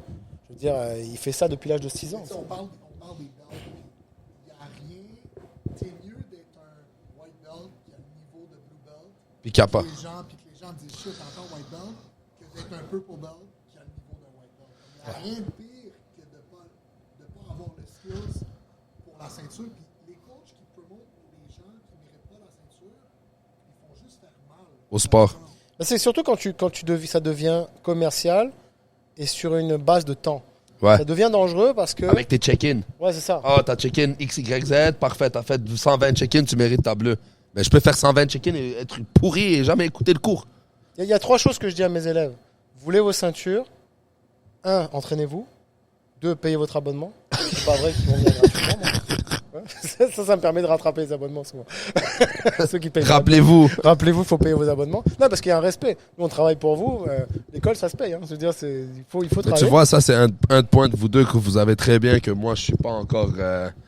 Comme moi, je suis très loosey-goosey, là, et tout. Et là, lui, il me dit, mais bon, il y a des bills à payer, là, genre, tu peux pas... Non, bien sûr, mais c'est parce que, à un moment donné, vous offrez un environnement qui permet aux gens, dans un monde actuel très dépressif, de se... C'est pas gratuit non plus. Ouais. C'est votre temps. Moi, j'adore mes aides de jiu-jitsu, hein, mais je préfère mes enfants quand même. Je veux dire, non, mais c'est vrai, j'ai 2 enfants, je préfère être avec eux. Tu sais.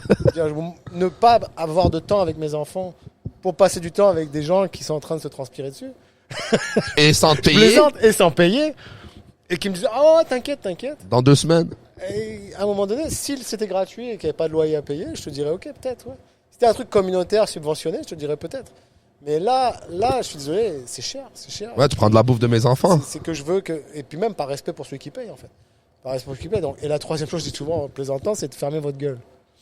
Pourquoi fermer votre gueule? Parce que j'ai horreur des gens qui viennent me voir qui me disent que je vais avoir ma ceinture bientôt. Alors eux, je leur mets 6 mois de plus. C'est sûr et certain. Dès que tu Quelqu'un poses. vient me voir. Là, je plaisantais, c'est Edric. Edric, c'est un de mes élèves qui fait du MMA. Là, Ouais, je sais pas si ouais. vous connaissez. Je connais très Oui, bien. j'aurais dû Edric. l'avoir un petit peu avant, mais il parle trop. Je Ouais, suis c'est là, vrai. Cédric. Edric, pardon, mais je suis désolé, t'aurais dû l'avoir un petit peu avant, mais tu parles trop. Ouais, bon. Au moins, t'es honnête. Non, je sais. Au moins, il y a une chose, c'est que tu mens pas et t'es honnête. Non, Mais je c'est mens vrai, pas. bon, c'est vrai qu'il y a rien qui casse plus les couilles qu'un gars qui vient te dire, elle est où ma ceinture? Comme si ton jugement est pas assez bon. Non, Comme c'est si toi, Johnny Zimouli, après toutes ces années de Jew, ton jugement, il est pas assez bon. Comme, tu penses Non, que mais je suis... c'est parce qu'aussi, des fois, ça m'arrive souvent avec les gars d'MMA. Parce que les gars d'MMA, ils font plein de choses. Ils font du striking, ils Ouais. font de la lutte, ils font du jiu-jitsu. Mais en termes d'entraînement de jiu-jitsu, ils m'en font peut-être 2. 2 fois semaine, 1 fois semaine. Versus le gars qui fait que du jiu-jitsu, il va en faire 4 fois, 5 fois semaine. Et c'est ça qu'ils oublient des fois, c'est que je suis une école de jiu-jitsu, je suis pas une école d'MMA. Tu sais. Uh-huh. Les ceintures, c'est pas des ceintures d'MMA, c'est des ceintures de jiu-jitsu. Donc, je comprends que dans ton évolution professionnelle, le jiu-jitsu est important. Mais dans mon évolution de ceinture, tu fais 2 fois moins que les autres. En fait. 100%. Donc c'est pour ça que c'est important qu'ils comprennent ça. En tout cas, c'est pour ça qu'on est cette année dans la sensibilisation. Sensibilisation de règlement.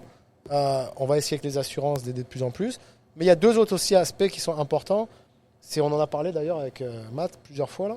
C'est une sensibilisation sur tout ce qui est infection, maladie de peau. Là, ça, c'est vraiment un gros cheval de bataille de l'année. On voudrait juste mettre 2 protocoles en place. Un qui va aller pour les propriétaires. Comment nettoyer vos salles, comment... Par exemple, moi j'ai appris l'année dernière que quand je désinfectais, je pensais que je désinfectais bien. Puis il y a quelqu'un qui m'a dit, écoute, le problème que vous faites tous, c'est que vous mettez, vous désinfectez, vous croyez que c'est bon. Mais 1, la quantité et 2, le temps d'application qui a marqué derrière est très important. Donc si derrière il y a marqué qu'il faut le laisser agir 10 pendant 10 minutes. Mais il faut que tu laisses pendant 10 minutes. Mais vers nous, ce qu'on fait souvent, c'est qu'on le met, il y en a un deuxième qui suit et puis qui enlève tout de suite. Et ça n'a pas le temps. Si ta tête de Exactement. mob elle est sale puis que tu nettoies, ben, Je vois encore, Yeah. je vois encore des gyms qui nettoient le sol et les tatamis avec, Avec le le même même, mop. ouais. Tu vois ce que je veux dire, c'est que, et encore une fois, c'est une histoire d'ego. C'est que la façon dont on va apporter le protocole, c'est pas pour dire vous faites mal. C'est pour dire peut-être que il y a On une peut le meilleure faire mieux, façon de ouais. faire. Et cette façon de faire vous permettra d'avoir moins. Parce que vous avez vu un staphylo, c'est la merde. Hein. C'est La avec merde, qui un tu parles, staphylo. frérot? C'est avec qui tu parles? Puis en plus, les staphylos, il faut comprendre une chose, c'est qu'il n'y a pas juste la propreté. Il y a également le surentraînement. Le système immunitaire qui est baissé. Parce que des staphylos, on en a tous partout sur le corps. tout le 100%. temps. Sauf qu'il y en a qui réagissent, il y en a qui ne réagissent pas.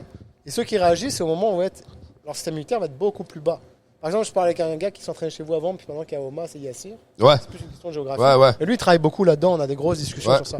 Et en fait, l'objectif, et Matt, je t'invite à le faire parce que tu avais l'air intéressé, mais on veut monter un genre de comité qui va monter ces protocoles en fait. Il y a 2 protocoles, un pour les gyms, comment gérer votre école, et un autre qui est plus général pour les élèves. Comme on voit dans les toilettes, lavez-vous les mains. C'est con, on sait qu'on doit se laver les mains. tes ongles, ta douche. Coupe tes ongles, prends ta douche. T'as une coupure, couvre-la. Reste chez toi. Surtout, reste chez toi. Ouais. Ça, c'est le truc numéro 1. T'as un truc, reste chez toi. J'ai des gens qui viennent à l'entraînement avec du gros tape sur le bras. C'est quoi ça? Oh, c'est rien, c'est rien. C'est quoi? Première chose, il me dit, c'est pas un staff. S'il me dit, c'est pas un staff, je Je le sais sais que que c'est c'est un un staff. staff. Enlève ton tape. Il me sort un truc, un furoncle virulent. Il y a une personnalité, le bouton, là. Je dis, mais qu'est-ce que tu crois? Quand tu fais ça, tu mets tout le monde en danger. Tu sais, je veux dire, t'as tellement envie de t'entraîner au point que tu réalises pas. Il y en a qui réagissent très très mal. Alors, il y en a qui vont dire, ouais, mais non, t'inquiète, c'est rien, je l'ai tapé, j'ai ci, ça. Mais une bactérie, elle s'en fout. Ouais, du tape ou pas, de ouais. ta discussion, de quoi que ce soit. 100%. Tu t'es entraîné, t'as mis la bactérie sur le tatami. Il y en a qui vont réagir, il y en a qui vont pas réagir. Ça va peut-être bien se passer, et puis il va rien se passer, mais tu prends le risque, tu mets tout le monde en otage. On comprend c'est quoi avoir un staff. Oui, tu as un staff, ça te fait chier que tu ne puisses pas t'entraîner. Ça m'est arrivé d'être 1 mois et demi parce que j'avais un ringworm qui s'infecte, qui ne part pas. Ça fait chier. On comprend que ça fait chier. Mais tu n'as pas le choix. On passe tous. Ah, bien sûr, ça fait chier. Pas le Ouais. choix. Et ça revient au point, comme t'as dit, c'est une business, bro. Ouais, C'est une business. Ce qui veut dire que toi, tu rentres ici avec ton staff. Tu donnes le staff à 5 personnes. Si 2 de ces 5 personnes, ils sont comme tabac, bro, il staff, il s'empire, il va à l'hôpital, il est plus down de faire du juice, gars-là, bro. Il est turned off du juice. Ben moi, je viens de perdre 2 clients parce que toi, t'as décidé d'être selfish, hypocrite, penser juste à toi, pas penser aux autres, pas penser à la salle. Il y a du monde, on va dire, donner un exemple, bro. Moi, une fois, je me préparais pour une compétition. Et comme tu dis, couper du poids, système immunitaire est down, nani et Ouais, ça. tout. Je roule avec un gars.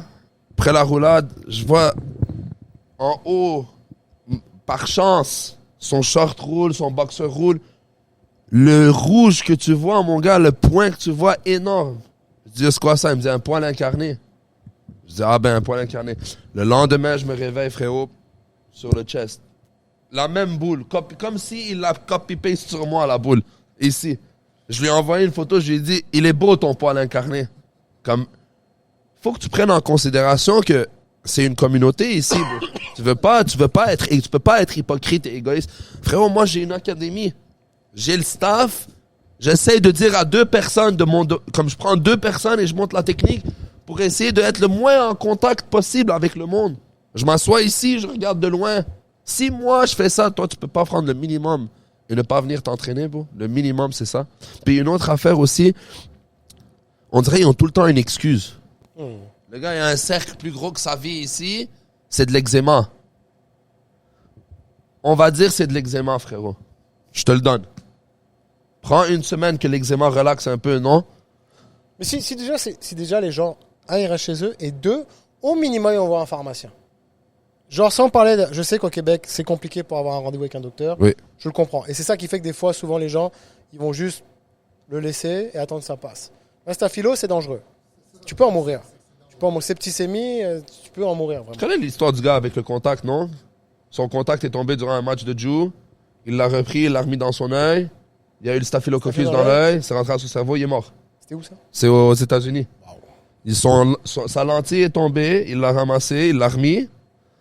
Boum, boum, boum. Ah, un pressure, mort. Mort. Parce qu'il a ramassé sa lentille sale et il y a eu le staphylococcus dans le cerveau. Comme c'est drôle, hi. Et une autre petite anecdote, moi quand j'ai eu le staph, je suis allé voir le médecin, je lui parlais à mon médecin et tout. mon médecin est jeune, il est bif, il s'entraîne, c'est un gars à l'affût de toutes ces affaires-là et tout. Il me dit, il y a eu un meeting avec la fédération de médecins ou je sais pas quoi et tout, puis il y a un dermatologue qui est venu leur parler et leur dire que la bactérie de Staphylococcus a tellement évolué dans les dernières années à cause des sports de combat que le monde, ils avaient des staffs, ils l'ignoraient, que l'antibiotique qu'on prenait oral marchait même plus. Ils donnaient des antibiotiques oraux, ça marchait plus tellement que ça a muté. La bactérie est devenue... Ils sont de plus en plus en intraveineuse. Et je vais vous dire un truc qui est plus grave encore que tout ça, et j'aimerais pas que ça arrive à là, mais j'ai un de mes élèves qui a été justement pour un staphylo, et et là il y a un des chefs infirmiers qui lui a dit, j'espère que c'est pas vrai, qui lui a dit, on a de plus en plus de gens de sport de combat qui viennent, on a déjà nos urgences sont complètement engorgées, si ça continue, on va faire une alerte santé. Une alerte santé, ça veut dire qu'ils vont devoir faire une information pour dire un protocole que tout ça, les staphylos, là, il faut que ça cesse. Parce qu'en plus, ils disaient les antibiotiques ça devient de plus en plus résistant aux antibiotiques. C'est ça que je te disais. Puis une alerte santé, c'est grave, ça veut dire qu'il y a un problème qui empêche le système santé de travailler comme il faut à cause d'un problème qui n'existait pas en fait. Et là, si on fait un truc comme ça et qu'ils disent tous les gens que je suis, ils ont des staphylos, et ils nous engorgent nos urgences, encore une fois, l'individu lambda qui ne connaît pas, 100%. ben, il va aller voir et il va dire ok, 100%. faites quoi là? 100%. Pas sérieux avec votre truc? Tu vois, bro, ici, le monde, il me chie dessus des fois. Genre, moi, je suis très. Mets tes sandales. Va pas pieds nus aux toilettes puis revenir ici. Si tu vas chier, malheureusement, je sais pas comment te le dire d'une autre façon, bro, tu peux plus rouler, bro. Pourquoi? Parce que tu viens de chier dans ton trou de cul et tu vas north-south sur moi. J'ai pas envie d'avoir tes résidus de merde dans ma face, frérot. Ah, mais j'ai une urgence, j'ai une diarrhée. T'as une diarrhée? Ouais, toi, ta technique, je la connais par cœur, frérot. Ouais, bien sûr. 100%. J'ai essayé de la faire ici. Ça n'a pas marché? J'ai déboîté le bol de toilette. Ouais, il m'a dit ça, non. j'ai enlevé Lui, sa toilette, elle marche pas. Pour qu'elle soit désagréable de chier dans mon gym. Ouais. Ça fait que quand les gens ils me viennent dire ton bol de toilette il est chier à la maison. Cassé et tout. Je dis c'est fait exprès, c'est parce que je veux que tu ailles chier chez toi, je veux pas chier dans mon gym. Donc ça fait que jamais je le réparerai. Je veux que, tu sais, quand tu te mets dessus, ça glisse, ça part en tous les sens. C'est pas agréable. Tu tombes dans la piste. Même ça, et je leur dis, jamais je le changerai. Parce que c'est pas ici que tu dois venir chier, c'est chez toi. T'as le temps de le faire chez toi. Je suis sûr que ton corps, il va s'habituer à pas le faire au gym. 100%. Alors que j'ai des gars, je citerai pas de nom non plus parce que vous en connaissez, qui arrivaient au gym le matin et ils arrivaient, ils chiaient dans mon gym. Ah, mais je suis genre, comment ça se fait? Comment c'est possible que ton corps il soit habitué que quand tu arrives au gym, c'est là que tu vas chier? 100%. Non, 100%, je suis d'accord avec habitue toi. ton corps que ce soit le matin quand tu te lèves, la première chose que tu fais. Puis le gars, il Prends m'avait ta dit. douche et après viens t'entraîner. Mais yo, frérot, j'ai la diarrhée. Mais qu'est-ce que tu fais au Joe alors? Qu'est-ce que tu fais à venir t'entraîner si t'as de la diarrhée, non? Reste à la maison, là. Mais c'est pour ça que des fois, oui, il y a des gens qui sont de mauvaise foi, mais il y a beaucoup de gens qui savent même pas. 100%. Et juste, comme tu dis, peut-être un protocole s'appellerait les 10 commandements de la propreté. Comme tu dis, couper tes ongles. Si t'as une maladie pour reste chez toi, va consulter, va prendre ta douche.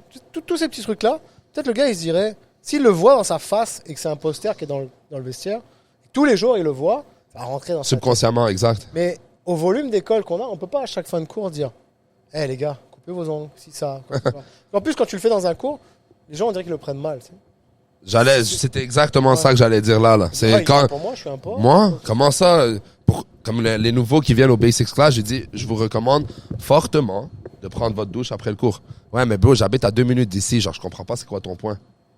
Mais bro, je suis pas en train de t'insulter, je fais ça pour toi. Je te dis, pour pas que toi, t'aies une infection, tu Le comprends? coupon dans le gym, par exemple. Moi, je suis pas pour le coupon dans le gym.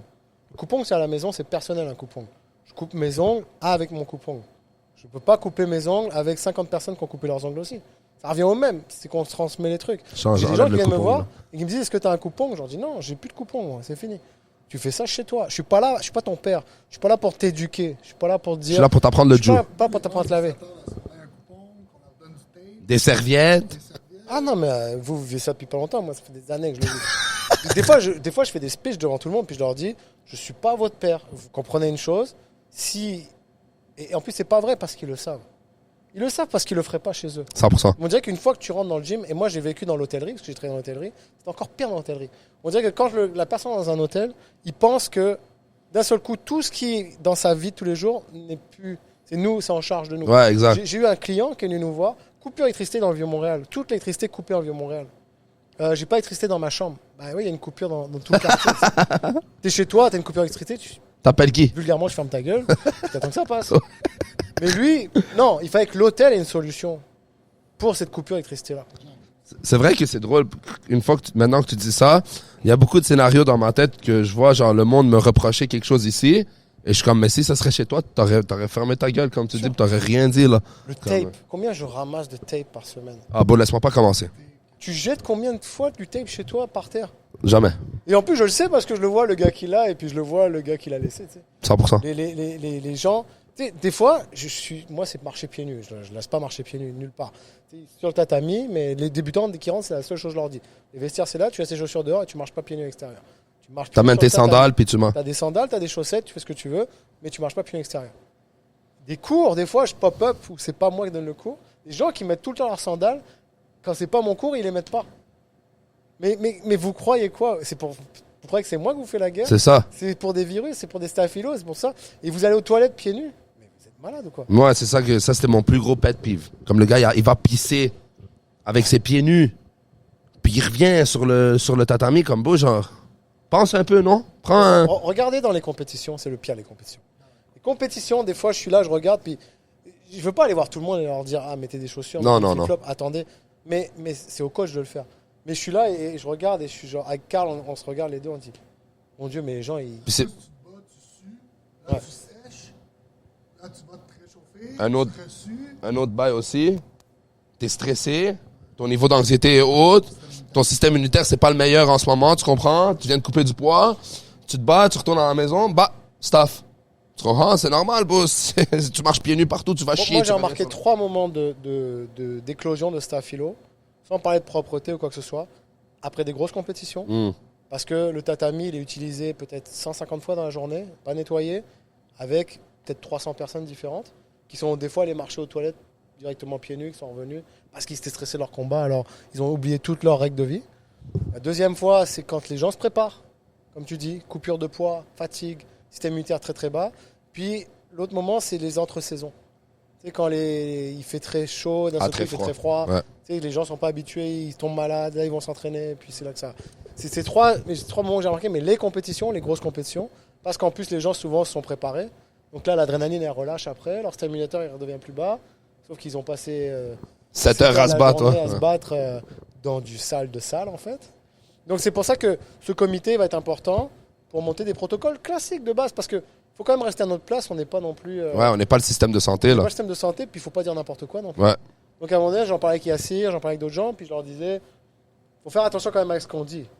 Parce qu'il y a des trucs, tu vas dire, mais non, mais qu'est-ce qu'ils racontent eux? Tu sais, moi je suis médecin, c'est pas vrai ce qu'ils disent. Tu sais, par exemple, il y a un médecin qui m'a expliqué que chaque semaine, l'idéal pour éviter d'en avoir, c'est de prendre une pommade antibiotique, tu te la mets dans les narines, c'est vraiment les mucus, c'est là où il y a tous les staphylos, et ce qu'on appelle des solutions iodées en shampoing.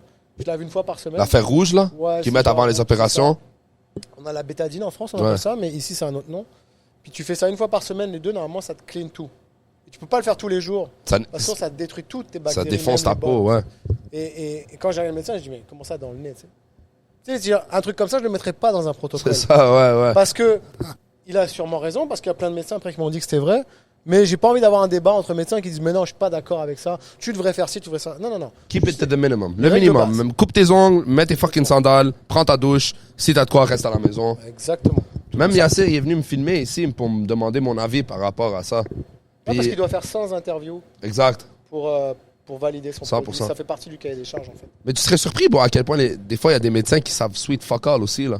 Genre, tu vas le voir, t'as un fucking staphylococcus, il te dit, ah, c'est un poil à carner, retourne à la maison, prends cette crème polysporin, tu mets la crème polysporin, tu reviens chez lui, 2 semaines plus tard, t'as un humain qui pousse de ta tête, frérot. Il dit, ah, c'est du staphylococcus. Ah, maintenant, c'est du staphylococcus. L'herpès du gladiateur, j'ai déjà entendu. Ouais, exact. C'était une forme de Juste, si tu pourrais nommer les compétitions qui s'en Ouais, c'est viennent. ça. Je veux juste prendre mon téléphone parce que il y en a un paquet. Donc ça commence le 26 janvier avec le comité, donc c'est à TriStar.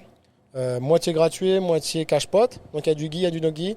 Première fois qu'on va tester en compétition parce qu'on l'a testé en gala, donc la cash pour ADCC. Ensuite, il y aura un gala Grappers League à Québec, donc c'est les frères Roy Ouais. qui organisent ça. Il y a Annie, je pense, qui fait 2 gars, 2 ici. deux 3 gars ici qui personnes. vont le faire. Marie-Sophie, Anis et Thomas. Toujours du super stock avec eux parce qu'ils sont vraiment à leurs affaires. Mhm. Vraiment, c'est bien. En plus, C'est devenu la compétition de Québec. SFL, donc ils continuent. Ils ont déjà fait 2 événements, je pense. Puis là, ils continuent leur tournoi. Ça, c'est très bien pour les débutants. Donc ça se passe pour le moment au MA BJJ. Parce que SFL, ils ont un budget limité. Avant, ils le faisaient dans une salle qui était pas très bonne. Donc je leur ai dit, OK, venez à OMA si vous voulez pour les faire. Même si, en termes de Travail. désastre que ça me fait après la compétition, des fois, j'ai genre plus de dégâts que ça 100%. aide en fait. Donc pour le moment, ils sont là. Peut-être que si ça continue à grossir, ils iront prendre une salle plus. Mais comme ils n'ont pas le moyen de louer des tatamis et tout, donc il leur faut une salle déjà prête. SAU 15 février, donc la première grosse de l'année, qui sera à Charbonneau comme d'habitude. Ensuite, il y aura le G8. Alors G8, c'est pris une identité, c'est des galas de Guy seulement. OK. Donc lui, il a vraiment pris le côté Guy. Son premier, ce sera enfant seulement. Nice. D'accord. Là, c'est des petits tournois de 8, ça s'appelle G8. Puis en fait, il y a un petit prix à gagner. Bon, pour les adultes, c'est de l'argent. Pour les enfants, c'est des équipements. Puis en général, il met 4 catégories différentes. Puis il fait des petits tournois. Quintet, 1er mars. Donc ça, le Quintet, Martin, en fait, ce qu'il m'expliquait, c'est qu'il veut que ça devienne l'événement de classe de Montréal, du Québec, peut-être même du Canada, qui devienne par la suite un événement qui soit sur le parcours même de gros internationaux, en fait. Donc, il ne fait pas tant d'argent avec ça, mais je pense qu'il veut rendre ça vraiment... Gros. Donc déjà, la dernière fois, c'était une salle sportive. La première fois, c'était à OMA. Là, ça va passer dans un théâtre, au Théâtre Paradoxe, avec une belle salle. Il y aura de l'alcool, il y aura à manger. Ça va vraiment être un bel événement. Mastermind Cup, donc ça, c'est la classique de Fabio. Donc, Ouais.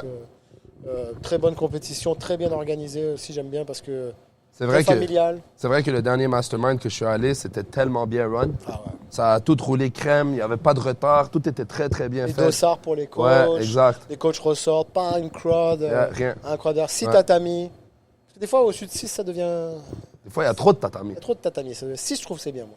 6, c'est 4-6, c'est bien. Grapplers League, donc, ils vont faire leur première compétition de l'année, parce que c'était leur premier gala. Mhm. Après, ça va être une compétition, le 29 mars. Il y aura un autre G8, donc, mais cette fois-ci adulte, qui sort au 5 avril. SFL, qui feront, je pense, c'est leur 3e événement qu'ils font à ce moment-là, parce que c'est un championnat, en fait. ADCC, le 19 avril, donc là, la plus grosse compétition de l'année. Hein. C'est celle qui rentre 8 à 900 participants. Donc cette fois-ci, ce sera au Centre Pierre Charbonneau. Malade. L'an dernier, ils n'avaient pas de place, mais cette année, ils l'ont. Il y aura le GOAT. Donc le GOAT, c'était la première compétition à Gatineau. Là, c'est leur 2e qu'ils font. Avant, ils le faisaient en septembre, mais ils ont voulu l'avancer un petit peu. SFL, qui feront leur dernier événement en mai. Ils en font un par mois.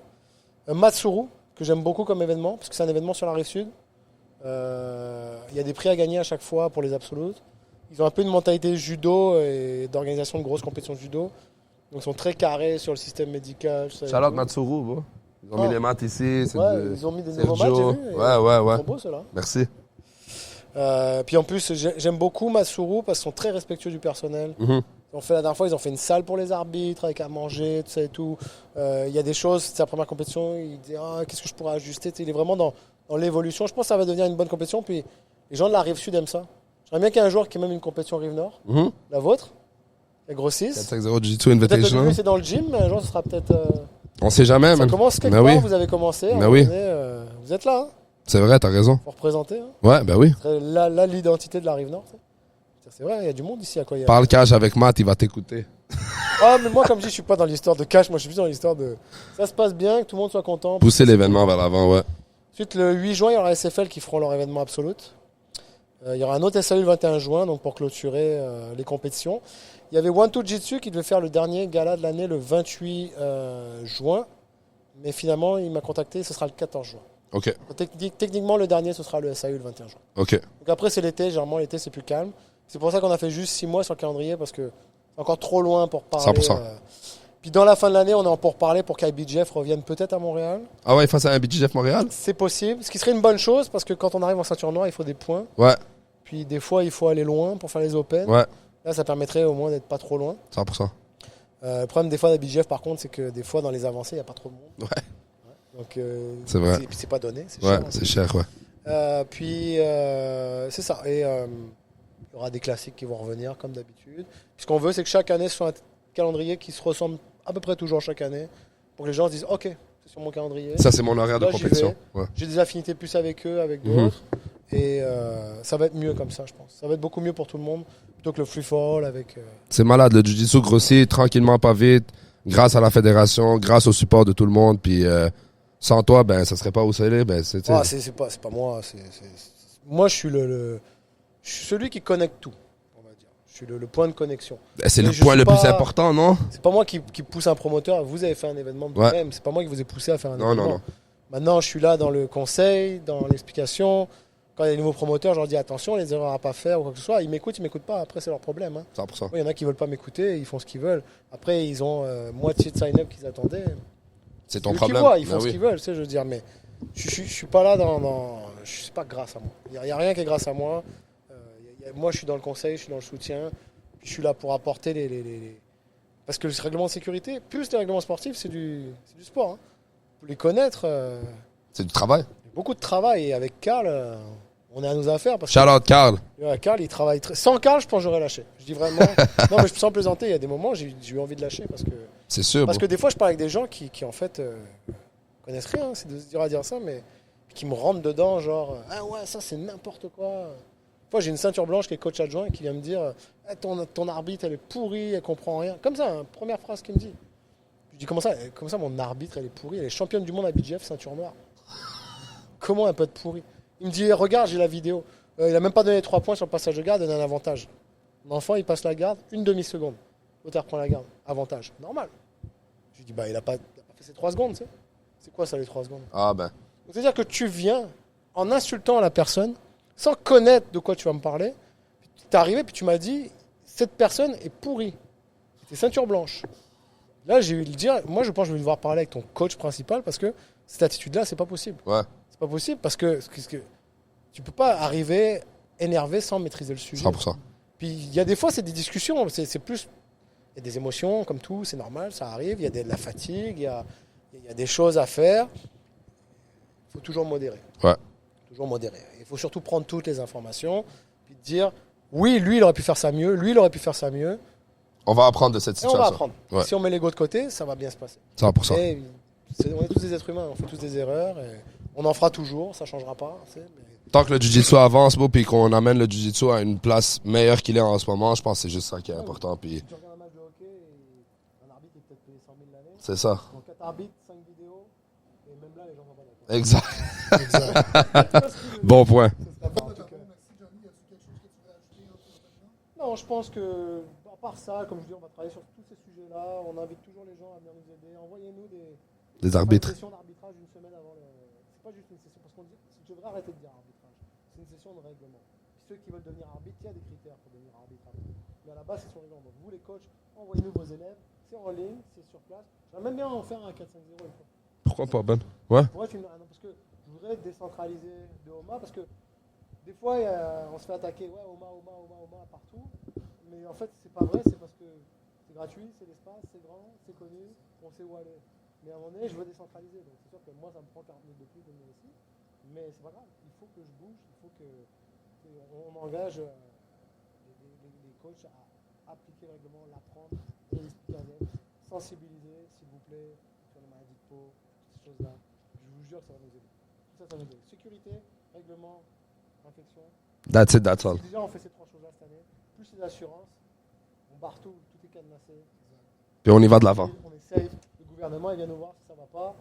Ok, tout est établi. On a mis un plan d'action. Puis Nos finances sont éditées. On a des plans d'action. On fait attention. On met des protocoles en place. Ils viennent nous voir. C'est ça que c'est pas sa première fois. C'est que quand on est illégal, personne n'a pas de structure. C'est facile de nous ramasser. Ben oui. Un château de cartes. Tu fais ça, ça tombe. Personne qui se parle, personne qui structure. Là, on a un château de ciment. Comment on a la maison de bois dans les 3 petits côtés. On n'est pas encore à la maison de pierre. On se fait encore brûler la maison par le loup. Mais Bientôt, on va niquer sa race, le loup, tu vas voir. ça me passe. tu sais. Ouais, exact, ouais. Mais bon. Johnny, c'était bien. Merci beaucoup. Vas-y. Shout out à tout le monde, 450 Jiu-Jitsu, tous nos sponsors. Merci Johnny d'être venu. On apprécie énormément. Shout out Thomas, puis 450, tu connais les bails. Ciao. Épisode 1 de la saison 2, guys. Tu connais les bails.